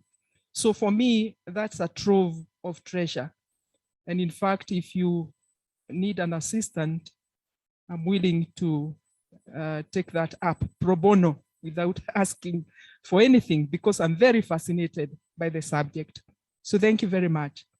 My second question comment is actually what Chule has talked about, but I think it still calls for re-emphasizing in this day and time. I believe that if you look at those colonial houses, they are also a symbolic reminder of Kenya's unresolved past, if I may put it that way. Our unresolved past with our erstwhile colonizers. For example, the loss of native land, the question of race, inhumane treatment, and so on and so forth. And of late, we have seen very prolific efforts worldwide to resolve the past. Some have been doing it through reparations. We had the Quakers the other day talk about reparations. But the more worrying trend is what Chule talked about, trying to resolve that past by destroying it. The Confederate statues in the US, for example, and so on and so forth. So my question is this: what would you say, Ben, to those who would look at these colonial houses as not worth saving in view of their representation of an inhumane colonial past? Thank you. Good one. Ben, you have a very senior research assistant over there, Dr. Echehe. Those are services offered. Thank you. Yes, Mokaya, and then we have Masika. Thank you. Allow me to start this way. I come from Nyamira, and I was actually tempted to ask this question in Nekibusi, but for the purpose of communication, allow me to do it in English. Now, let me start with the last clip, the second last clip that you showed, of where somebody has changed the window into a wall. When I saw it, I quickly remembered the words of Elijah Mad in the book, The Concubine, that a sick village is best for a medicine man. I'm not accusing, I'm not being judgmental to the people of Isoge, but a sick village is good for a medicine man. Now, allow me to start this way so that I ask one question I see it. The Manga Barasa Hall of 1957, which you mentioned, I only knew it when I was in primary school, when we were using it as a music festival hall. And behind it, it was partitioned using soft boards, and one of the partitions became a police cell. Next to it was an office of the DO. The schools stopped using it when the wall collapsed and it started leaking. And then the school changed the venue, the music festival. One went to Msengamanga High School, where I went to school, and another one went to Tombe Girls, another one to Nyambaria Girls. I'm sorry, Nyambaria Boys. Now, it's today that I've known that we have several schemes in that area. I've been known Manga, and the entire region, I know it as Manga. Today I've known we have Isoge, we have Raitigo, we have Manga and Matutu. Now my question is, what was the influencing factor in terms of naming those settlement scheme? I'm asking this question because the village talk where I come from is that Manga was named after Manga where I come from, because they say those who went there to occupy that land, that settlement scheme came from Manga, and finally it was named Manga settlement scheme. Is it true, or is just but a village talk? And what exactly influenced the naming of those settlement schemes? Thank you. Laboring, what influences laboring? Yes, David. Thank you very much. Dr. Thank you for that presentation. You reminded me of where I come from. I also come from settlement schemes in Trans Nzoia, and the same is happening. But my question touches on all of us. Is it that historians and archaeologists have failed this country? Why am I asking this? Vandalism is not just happening in Nyamira, it's happening in Trans Nzoia, where I was born and raised. Actually, we live on a farm which belonged to settler Bushov, who was a Boer, and as Dr. Gashi says, it was very brutal. The history attached to him is very brutal. But even if he was very brutal, we had a dam in just above Moy's Bridge, and this dam was supplying water in every homestead when we were born. Right now, we have uprooted all those pipes and sold them as scrap metal. So in as much as some of those projects were negative, or the colonialists said a negative history, but then some of those were economically productive projects. What is it that historians have failed? Why am I saying this? We went with Mwalimu Justus to our national archives, and we found that artifacts were getting lost. They were vandalized, and we were forced to go all the way to Parliament to meet a subcommittee in charge of culture, and they gave us a shock. They told us, "You are worried about you're coming to tell us this?" Even our own collections in the Parliament were carried away by the constructor as rubbish. What is wrong with us? What do you think is wrong with us? Then what is the role of the African culture in this vandalism? I'm saying this because I come from a region where if I married, then I must construct a house. I can't live in another man's house. Is it one of the reasons why these buildings are just neglected, even if the African inherited that land or took that land with that good house? Then you find that we don't live in it. This is somebody's house. Our culture does not allow. If I die, I'll not be taken there. So I have to build another house. This one becomes, so what's the role of our culture? Again, you seemed to blame the National Museum. Does it know its role fully? I woke up one day and it was all over newspapers that a full gallery has been looted in Kitale National Museum, and up to now, no one was arrested. We don't know where the artifacts went. But just following what Mwalimu Kule has asked, the history behind these buildings, the owners, do we know them? And Mwalimu Kule has just reminded me of a house which stands in Trans Nzoia, the house which belonged to the Duke of Manchester. That house is still intact, but still being vandalized. The owners don't even know how, and even they didn't know that it is the Duke who used to live there. and we have several houses like the one belonged to Barbiton Bushov there.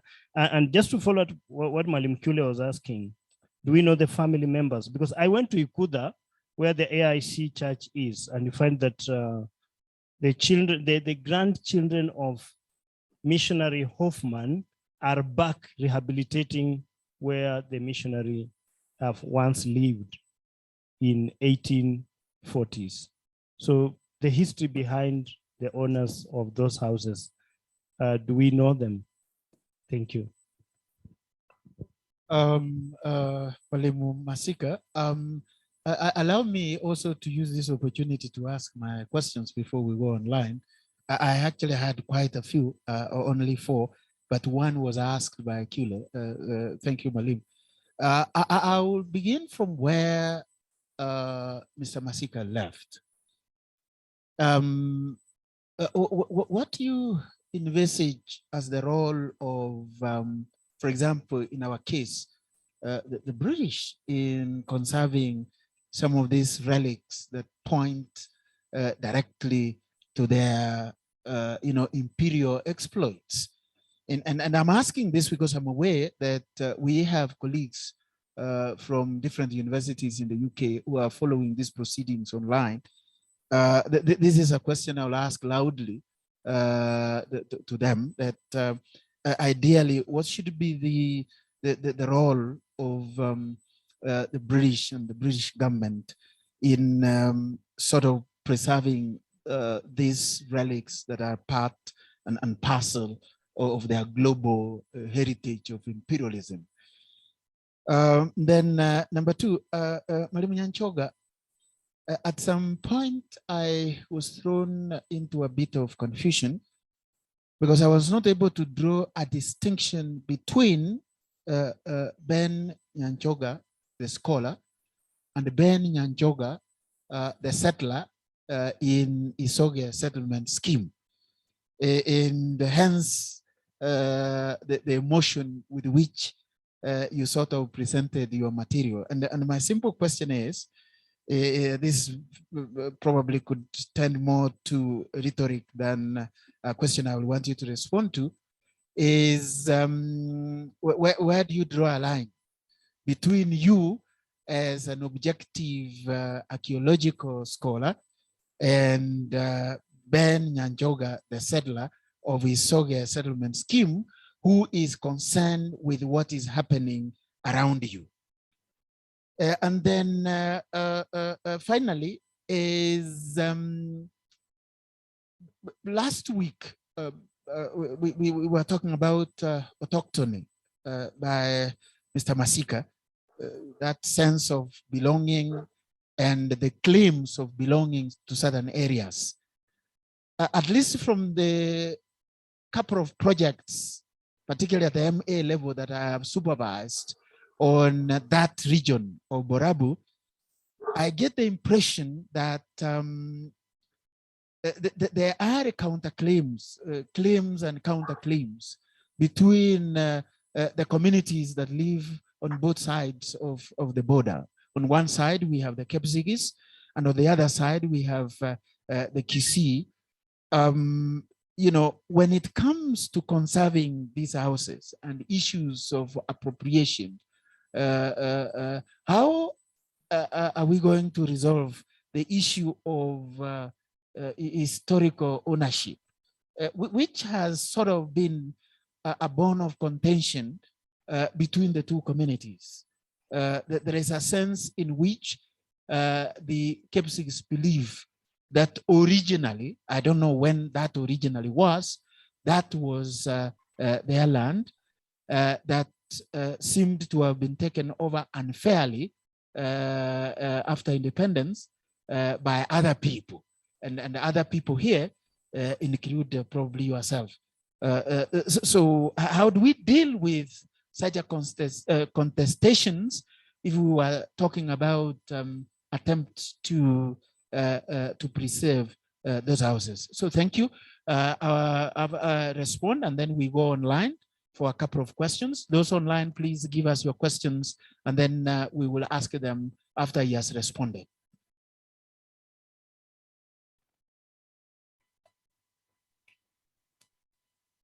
Thank you very much, colleagues, friends, and peers. Is quite a number of questions asked. Weighty questions indeed. Others difficult, but I'll attempt to answer. Let me start very fast from my colleague from the department, Gilbert Wafula. Much of what Wafula raised were actually comments, and he applauded the research. But he had one question, and perhaps a concern: who owns the houses as of this time? Let me start by telling you that the houses that I projected here in one of the homesteads, what I could call Colonial homestead, are under the ownership of Isoge Farmers Cooperative Society. For a long time, this part of the region, or these houses were used or have been used up to the current time by the cooperative society. So those people who occupies them, the houses have been rented by people to do the management or the board of management of the Isoge Farmers Cooperative Society. You did ask something about nothing done as far as tourism is concerned. I think this is the matter I was also raising. The government of Nyamira, the county government of Nyamira, since it mentions in its development plan about tourism, it is of my considered view that it should move and find some way of protecting these houses and opening them to what we all know as cultural heritage tourism. In fact, in the same development plan, they say under tourism that the region does not have wildlife. And therefore, if we don't have wildlife, as you said, we are sitting on a gold. So I hope that the product of this research finally will reach the county government of Nyamira and the recommendations that will be made. My other colleague, David Pule, Pule is very good in cultural heritage conservation. He has asked a number of questions, but he started by also congratulating this kind of research. I want to be very honest that I don't know the names of the owners of these buildings. I was born at a time when these people had already left.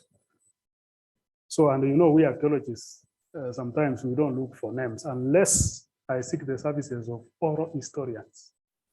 I am looking at the relics that these colonial masters or white settler farmers left behind. In fact, our methodology of study, Mwalimu David Kule, I want to surprise you that we use an approach that we call inference from absence, which has been criticized elsewhere. That how can you make inference from absence? Inference from absence in the sense that, fine, we may not be dealing with the actual persons who lived there, but at least there are artifacts and materials that we make inference to. So I don't know the names, but I'll seek to establish. But I remember you asked something about the relatives again. One time, I don't know whether my colleague from home, Richard Omache, there's a time that some grandchildren of these owners of this building just appeared from nowhere. But you see, that time we were too young. I was too young even. I was wondering where these Musungus come from and whether they looking. But we were told that they were trying to trace back where their relatives came from.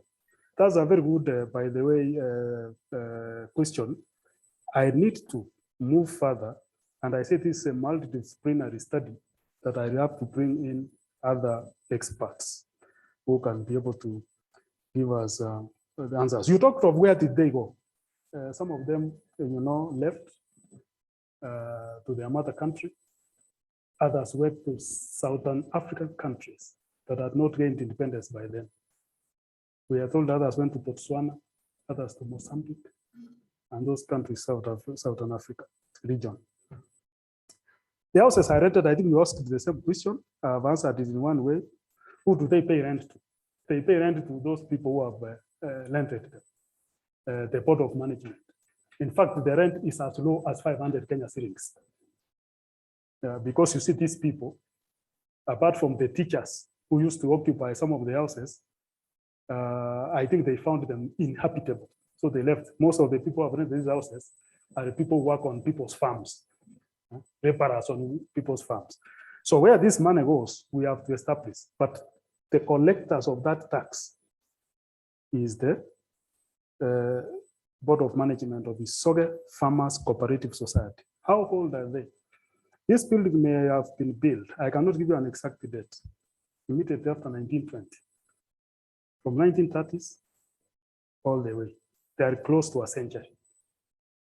They are close to 100 years, between 80 to 100 years. I don't know whether my senior, Richard Umaje, may have information to that effect. What were the activities of the masters? These people who lived in this part of the world were principally dairy cattle farmers. They were not involved in some farming of the sort. Farming, tea farming, was done in Sotik area all the way up to Kericho. That's why you can see cattle dips here. You can see dams. There are a total of around 5 dams that were constructed or built by the Colonial historic white settler farmers in the Isoge settlement scheme, plus a few other smaller ones, which have dried up. People have encroached, they have planted trees. Some of them, these dams are now in private lands. Some of them found their way in private lands, and people have titled it. Land was certificated, so there isn't much case about what you can do. But these other dams, community dams, are still in existence. How many of the buildings? Okay, you have asked about how many buildings. I have not counted all of them. There are many. There are many. You see, as an archaeologist, I am looking at every building. I'm not looking at one building, then I assume the next, because we are looking for fine details, whether it's a massive building or a small one. So when I go back, remember I said that this is just an ice of the iceberg. I mean, a tip of the iceberg. When I go back, if we want my city, I recount all these buildings as the research progresses. This research theory is at its preliminary stages. Conservation of colonial heritage, negative. Oh, this is a very difficult question. I'll attempt to answer it. And I think my other senior, Margaret, asked about it. Why would we preserve this heritage that is a reminder of the abusive colonial past? As long as we are teaching colonial history, we have to conserve this. Let us start from a policy in colonial history, then we do what? We do away with these monuments. But I want to say this.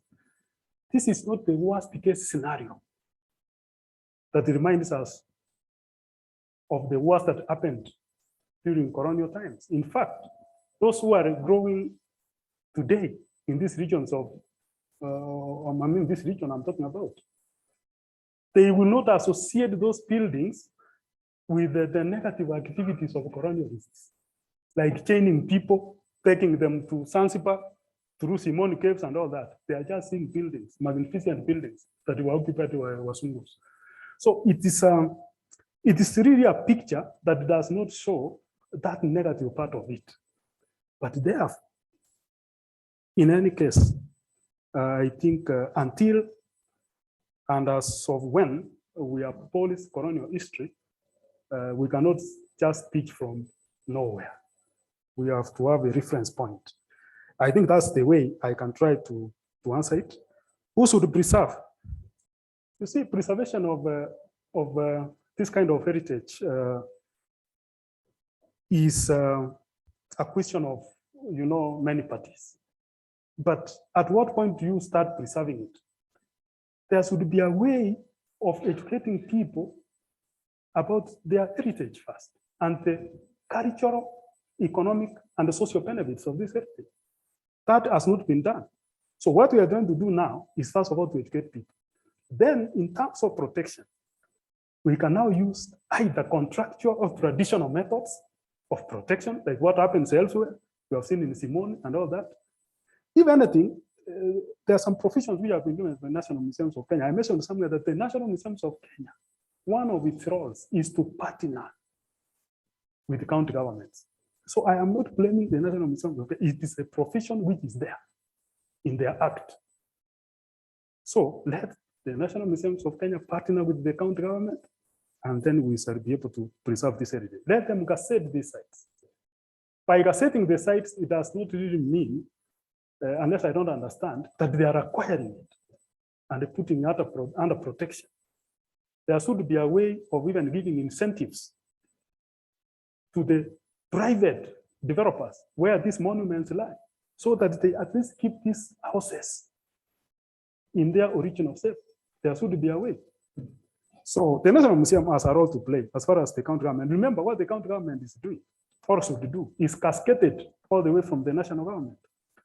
Even if they draw a plan for the National Museums, it has to go down there. I want to move very fast. The fate of others, the fate of others in the country, it's the same thing all over. There are others which are well preserved, others have gone to West. But then that does not mean that if the rest is going to West in the whole country, we should not attempt any study. I decided that let me do this thing from the basics. Let me do this thing from home. Perhaps it will go out there and be a good example to the rest. Margaret, my Dr. Margaret, just asked, she started, of course, saying that it's good to immerse yourself in this, which I think I've done. She praised me for that. Colonial houses in mind of Kenyans, I think I've answered that, Margaret. You have talked of, monuments being brought down elsewhere in the world. What are the activities or reasons precipitating this? Why were they not brought down immediately after they were, or a few years after they were constructed? So there could be other, precipitating factors coming 100 years later. So that can be said to be a scapegoat. So I don't think that what is happening elsewhere, is so much attached to the history of this. There are other, factors that lead to this. Mokaya, Manga Barasa Hall, partition. We have talked of, it was partitioned, and then it came down. I have not been there. This one I read somewhere, but I can tell you, if you listened very carefully to my presentation, I talked of vandalism, partitioning and altering the original structure of a building without knowledge of how it was constructed can easily lead to destruction. And I think as you raise this question, that's what I thought of very, very fast. Alteration, change, partitioning without any informed knowledge or background of how the building was brought up. But naming this one, to be very honest, I don't know. In this world, we don't know everything. The names that influenced the reasons that influenced the naming of this, I have to ask now oral historians. I have to go back to the village. There are a few surviving old Wases. In this settlement scheme, families were over 200, around 200. It should be around 200. There are only like surviving 10. If there are people, original settlers, the settlers now, when the settlement schemes came up, the only surviving fathers and mothers of us, they cannot be more than 10 from 200. The rest of our parents have died. So those few who are remaining, I wish I knew I was going to carry this study. I would have asked them a long time ago when they were alive. But those who are surviving, I asked them, how did you come up with the name Isoge settlement scheme? That's a very good question, Killer. I have to go back within this season before October, before we open. So Masika, David, I was talking to Mokaya. comment on negligence, African culture. Well, David, you know, I know you come from one of the settlement schemes in Transoia. What I know is that many of these houses, those that lie in private land, they are still in use. Some families moved into them, they occupied them, but they made some little changes. You know, they are making some little changes to be in line with what the rest of the community members are also doing in terms of building. So I can't really say a few, you know, have been lost, have been halted, but then I agree with you that African culture may also be part of vandalism. You know, people, when they came there, they uprooted metallic pipes, water pipes, and took them to their homes. When you go to their homes, you just find them lying there. Some of them were made, you know, to something else. Why blame the National Museums? I'm not blaming the National Museums because it has a responsibility. It is the document that I was reading, that I'm reading, that I'm using. Yes, yes. Thank you very much. Thank you very much, David.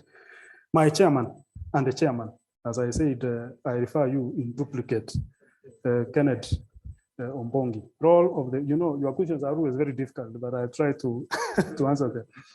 Role of the British government in conserving these relics. This is the starting point. You know, nothing starts from the top. You start by doing a paper. You see how you can change it to some policy paper, and you can present it.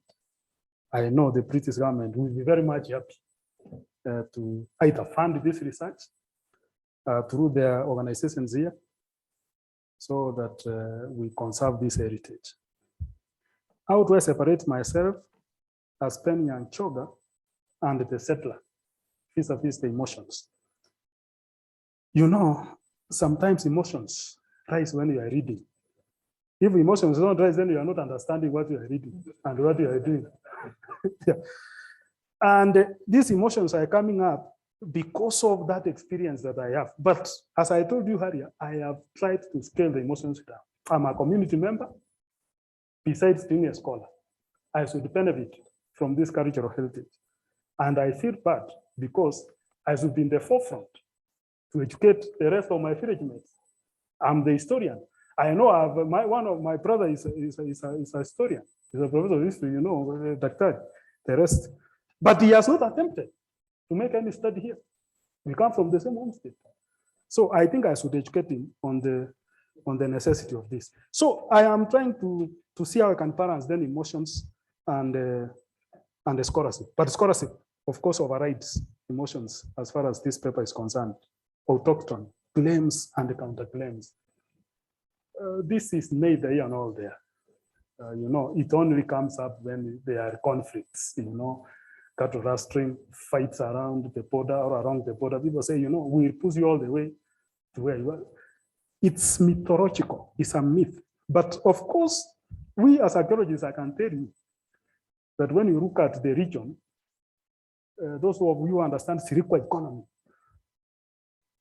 Sirikwa economy is where we have pit houses that were used by cattle herders. They used to keep their livestock there. And people used to say that this Sirikwa economy came up with the people from the Karenjin dialect. But when I read through Sirikwa economy, it's in Transoia. These Sirikwas are in Transoia, all the way up to Nyanza. On this one, there is no substance of the argument because this area is clearly demarcated. Land is adjudicated. There is a settlement scheme on the other side, another settlement scheme on this side. And in fact, over the years I've existed, I've never heard of anyone from the other side of the Kipsigis land making claim to these colonial houses that this would be part of it. But I thought it's a very good question that can come up. I'd be harmed with some form of artillery to deal with it. I don't know whether I've finished. Well, you are done more or less. Yeah. Our online audience, we apologize profusely for keeping you waiting. but we had to give Dr. Nyanchoga a chance to answer the questions from the on-site audience. Now we come to you. I saw the hand of Professor Simiyu Wandiba, who was your supervisor, and also Professor, our colleague, Professor XN Iraki. We will go to those two because I saw their hand. And then there is Dennis Nyamweya, who has raised his hand from Isoge. We will also give you a chance. Let's begin with Professor Wandiba, and then Professor Iraki, and then Dennis Nyamweya in that order. Mute yourself Thank and you, go Mr. ahead, Chairman. Thank you. Thank you, Mr. Chairman. Do you hear me? Do you hear me?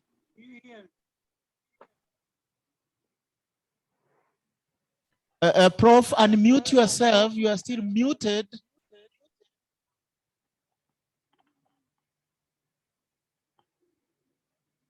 Professor Wandiba, kindly unmute yourself.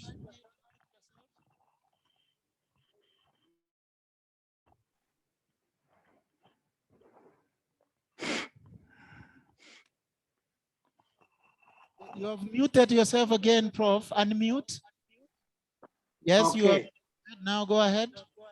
Thank you. Thank you, Mr. Chairman. I just have a few brief comments. I would like to thank Ben for the presentation, which has opened our eyes to a neglected area of study. Now, Ben, this is a historical archaeology, which means that you need to include many more methods of data collection, including oral history. One of the things that you might want to do is to, first of all, map these houses. Then you can take a representative sample for a start. And two, we will need, I think you can do the distribution map. That will enrich your presentation. And the other thing is that we, according to the 2010 Constitution, museum services were devolved. So the National Museums has very little to take care of. There are just a few museums that are under the National Museums. So this is strictly responsibility of the county government. Of course, they can then get technical and technical advice from the National Museum. But the ability of the devolved government, it can do that with the National Museum or with the communities that David was talking about. Finally, what Masika was talking about is in Trans Nzoia, the farms were very big. So you are unlikely to get as many settler houses as those in Kisi, in the larger, or in Nyamira that you are talking about. But otherwise, I think this is a very good start. If you want, maybe you can find out from the British Council, if they can fund this type of research. Because it depends normally on their priorities. What is it that they are funding financial year or within a of financial years? And if that was possible, then you could do a research project. I will also think more widely, and if I come up with something, then I will get in touch with you. But otherwise, thank you and good luck.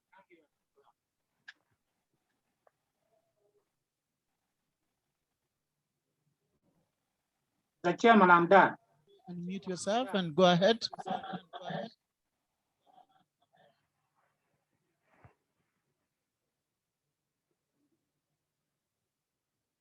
Professor Iraqi, if you are still with us. Oh, yes, I'm still with you.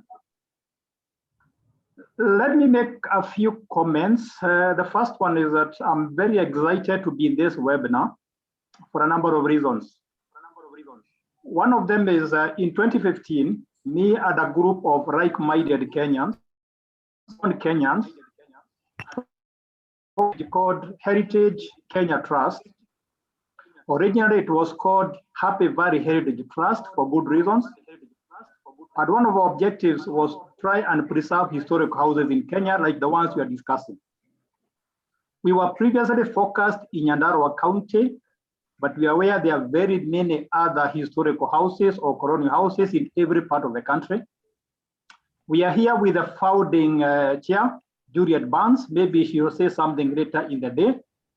But let me be specific. The first one is somebody talked about culture and preservation of houses. And he says that in Western Kenya, people don't want to live in houses where somebody else was living. In areas like Nyandarua or Central Kenya, it is the opposite. The children of the former owners of the house are fighting on who is to live there because they all want to live in that house. They don't want to leave that house. They want to stay there. Very different cultures. Number two is beyond archaeology, we can look at the architecture of those houses. Like I found a lot of houses in the Happy Valley or Nyandarua area were made of mud walls, and they have been there for 100 years or more. And maybe it's interesting to find out why the local people don't use local materials as the settlers did that. So we can look at this topic or this issue, not just from an historical perspective, but also architectural perspective, and I hope we have architects here. Number three is that those houses are not just about using local materials, but about the dream of the British aristocracy. When I look at some of the people who own those houses, particularly around the White Highlands, it surprises me how many of them went to Eton or Cambridge or Oxford, and how many of them had big titles like captains, colonels, and generals. So we can also look at this topic from a sociological perspective. And my argument, because I'm an economist, that the best way to preserve these houses, I know that's an issue all of you are raising, is to make money out of them. So if we can package these houses as tourist attractions, we persuade the owners to turn them into something that can make money, maybe bed and breakfast, or maybe a place people can come and see artifacts and history as it was 100 years ago. It might be easier to preserve them because they are expensive and they are big, as we have noted, visiting a number of them. So if we make money out of them, it will be very possible to preserve them. Somebody asked why the owners of these houses are there. They are out. If you are not in Kenya, you can get them wherever they are in the world. In fact, last 2 months ago, I went to UK and I met one of the daughters of the houses that was my primary school. So those people are there and they have very interesting stories about the houses. So let's find out who the owners of those houses are. One, and if possible, let's find out the story behind them. I was very surprised last year to discover that one of the bodyguards of Chicago's famous gangster Al Capone used to live in the Happy Valley in Nyandarua County. And we have other fascinating stories that we can dig in, not just for archaeological purposes, but to enrich our history, our economy, and so on.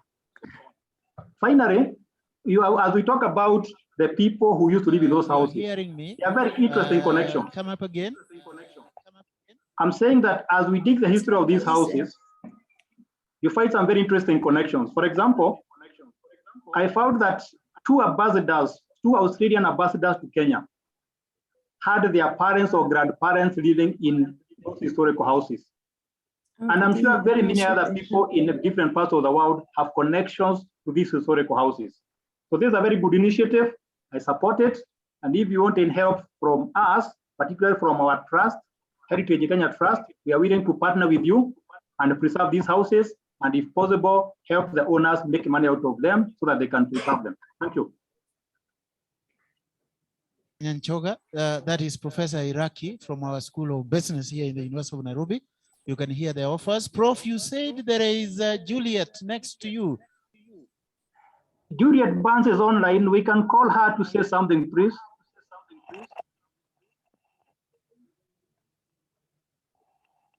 Please, She's, could you say she's, something? she's online. She's Nyamweya. online.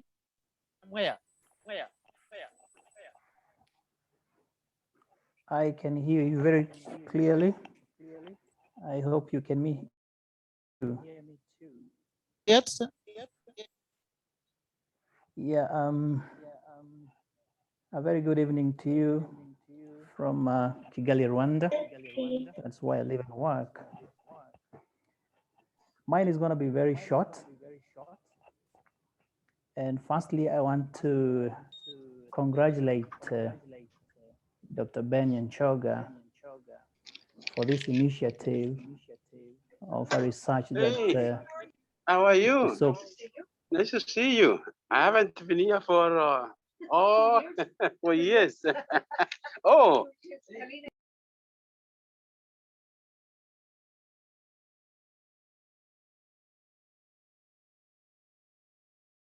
No. hello, can you hear me now? Yes, we can hear you. Yeah, I think it went off a bit. I said I'm very, very excited about this initiative by Dr. Nyanchoga.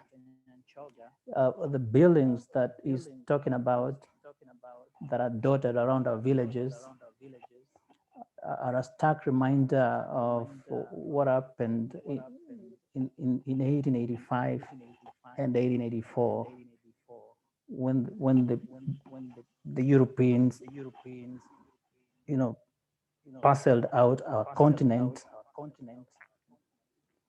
and made colonies out of it. If these monuments are going to be erased from our memory, then tomorrow our generations will never know exactly what colonialism was all about. I am not a historian, but I love history. I would love to have these great monuments as state reminders of where we have come from. I am very, very happy that Dr. Nyanchoga is passionate about this. Of course, it's something that we look at and we say we are helpless. We can't do much about it.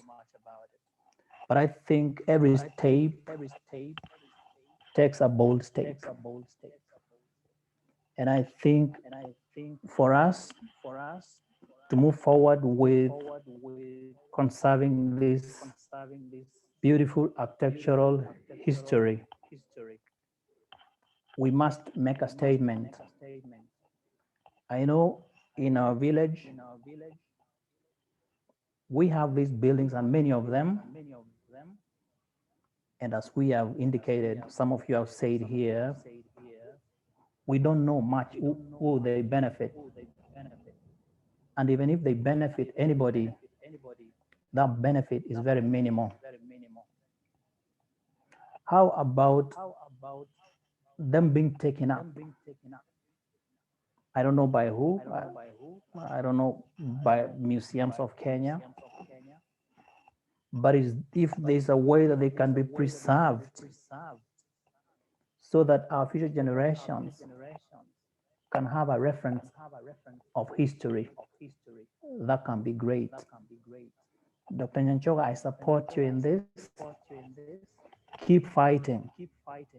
We will support, even in solidarity, to ensure that these buildings are back in their original shape so that our generations will have a reference. I know they help us in a few things, like some of them are health centers, some of them are cooperative societies, but I don't think the returns from a cooperative society surpasses the history of preserving our building. Mine is to just urge you to move forward. Let this be a clarion call to everyone and even to the government to be able to chip in, preserve these beautiful, beautiful pieces of art. Thank you very much. I will be able to see you again. I appreciate it. Thank you, Juliet. We have taken your contacts of Heritage Kenya and the contacts of Professor Iraqi, and we should be able to contact you appropriately. And Dr. Nyanchoga, you have comrades in arms there. Now, let's listen to Nyamweya. Dennis Nyamweya, please. Unmute yourself and proceed.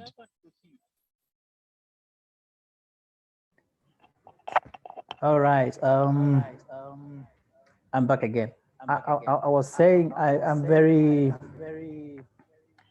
impressed that somebody finally has seen that history is important. It might not be important to everybody, but history is. And as I said earlier, I'm not a historian, but I love history.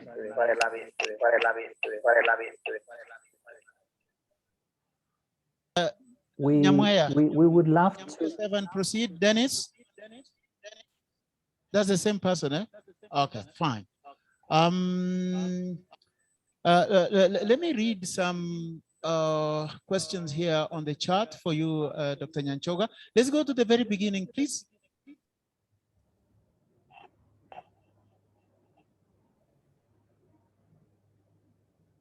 Yeah, there's something here from Marisela Wanjiro. It says that was very powerful. It reminds me of the Heritage House in Mulolongo, which was meant to be brought down in order to build SGR, that is a standard gauge railway. The founder now, the late Allen Donovan, fought and won. Was it because he had the world backing? Kenya, we must guard our heritage through maintaining artifacts. That is a good comment. Let's see others, please.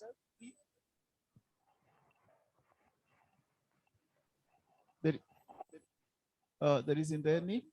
I saw something from Mwalimu Odenyi George earlier. Let's go to Odenyi. There it is.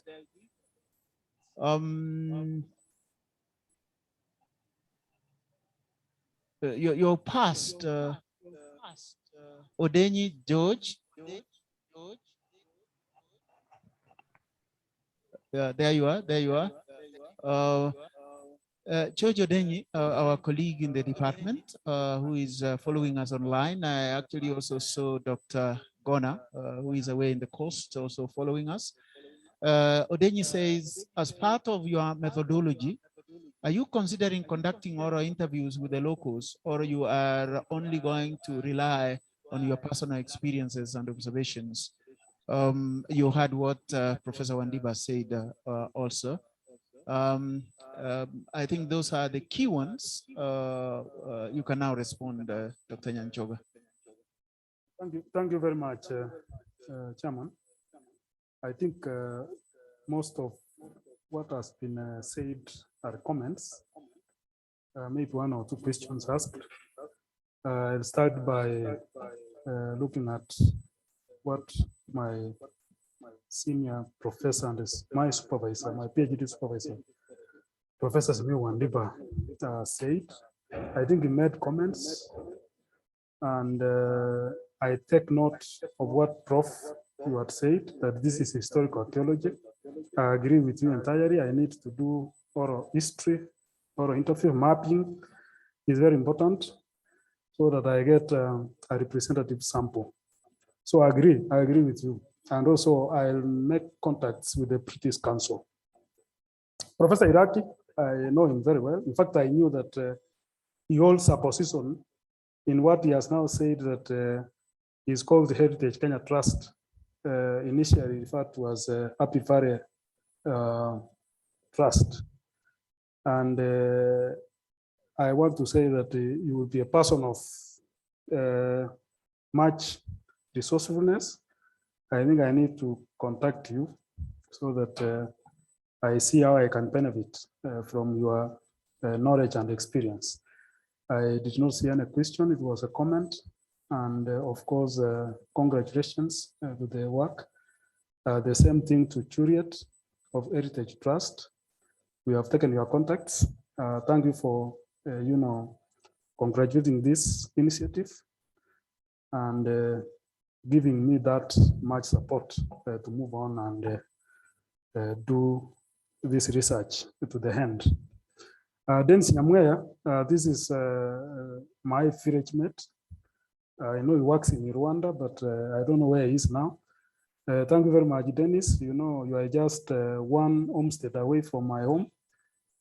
Thank you for taking note that these are very important research.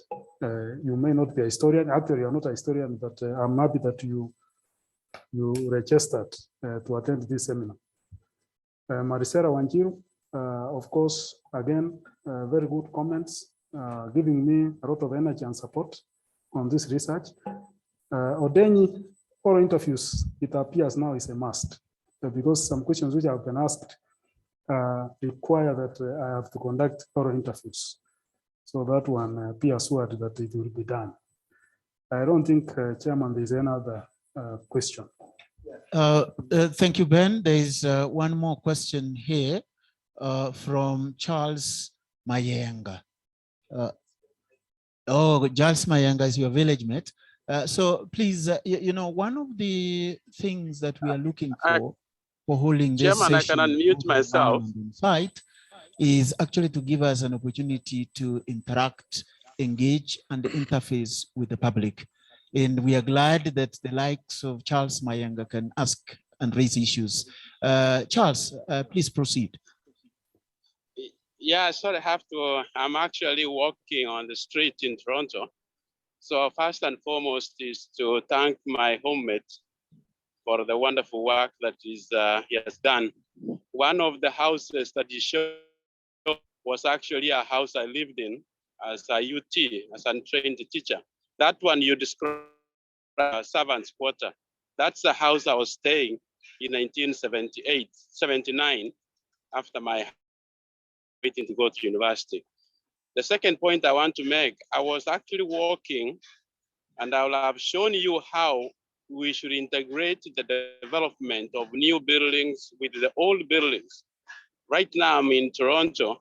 If I was to turn around, some of the buildings are very tall, but if you walk on them around the building, the foundation, the red bricks that you showed are still there.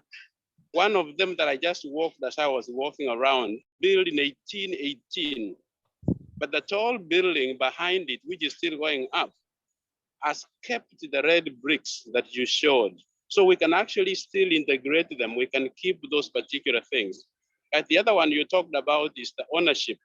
Unfortunately, apart from those public places, most of them were also given to individuals who were civil servants, who are seniors, who are chiefs, and therefore they own them. They have title deeds for that.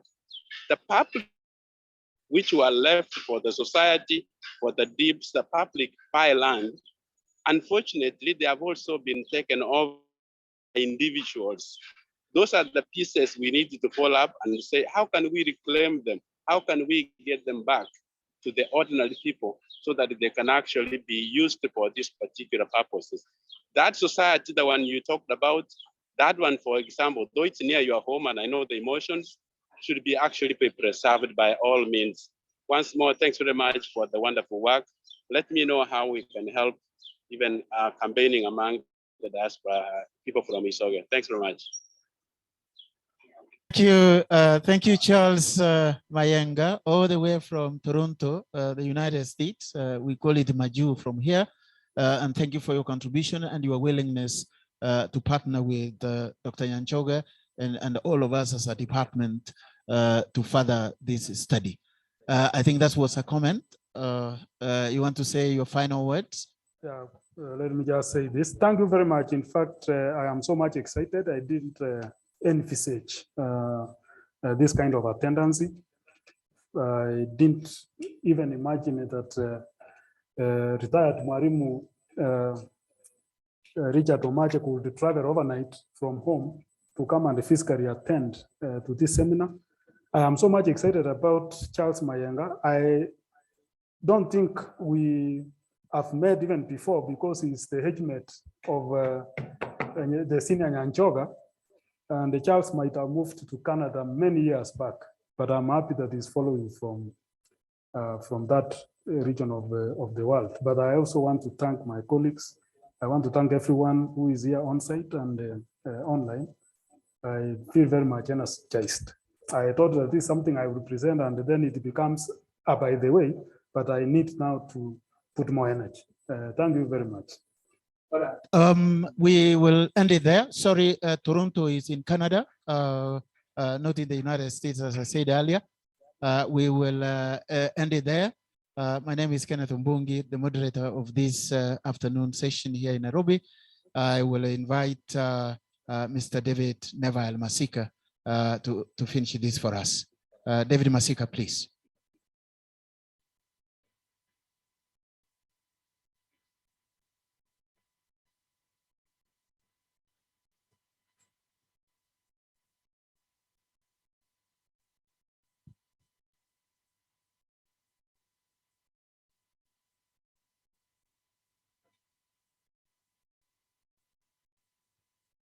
Thank you very much, session chair and chair of the department. I lack words. Dr. Ben, you've taken us far, years far. Colonial history cannot be erased from us. And it leaves a great challenge to us. You have really challenged us, all of us. What will we hand over to our children? Our forefathers kept it safe, and that's why we are seeing those buildings. Thank you very much for reminding us all that. It's a challenge to all of us that we need to take it now outside the seminar rooms to preserve that heritage so that we can pass it over to our children. I think 2 or so years back when Notre Dame came under fire, the whole European world stopped and talked about it. All the prime ministers in Europe were talking about it. We saw even the US president giving a brief at the same time, asking, this is history getting lost. And that therefore challenges us as Africans here, that we need to preserve our culture so that we pass it. We need to preserve our heritage. We need to preserve our history so that we pass it over to our children. Thank you very much, Dr. Ben. Also, if you look at the Great Sophia in Turkey, everybody wants it intact and it has gone for years. Why are we vandalizing what we need to teach our children on? Thank you very much for reminding us. And it's a challenge to all of us. I was actually seated next to Esther. Esther is a friend, comes from France, and she was telling me that in her grandfather's house, there are photos of colonial houses where their influence was also felt. Esther, don't destroy that. Keep it safe. Keep those photos safe. The good thing is you are also a historian, so you need those photos. We also privileged that our chair has been in the field of tourism. Chair, the challenge is to you. And if those buildings go down further, they're dilapidated further, then we will have something to blame, somebody to blame, and that will be you. And not just that, Dr. Misigo is actually the executive chairman of UNESCO, the same field again. And that's why I asked the question, are historians failing the nation. Let us take it out. The challenge is to you, Chair, and Dr. Misigo. Thank you very much for the audience for making this day a success. We've learned a lot. Dr. Ben, thank you very much for that fantastic work. And you have really, really challenged all of us that we need to wake up and preserve those structures. You have also taught me something. Unlike maybe what you're talking about in Isoge or Nyamira, most of the structures in Trans Nzoia and Uasin Gishu, they were not sold. Some of those plots are still under government. They call them PI plots. And yet we have just allowed people to vandalize them. Even the larger farms that Professor Wandiba talked about, they were not sold, they were leased. So if the farm is leased to you, then you don't need to destroy what is in there. So I think that is a wake-up call. Thank you very much, the audience, for making this day a success. We look forward to meet you again next week when we are talking about issues piracy. Karibuni sana. Thank you, everyone.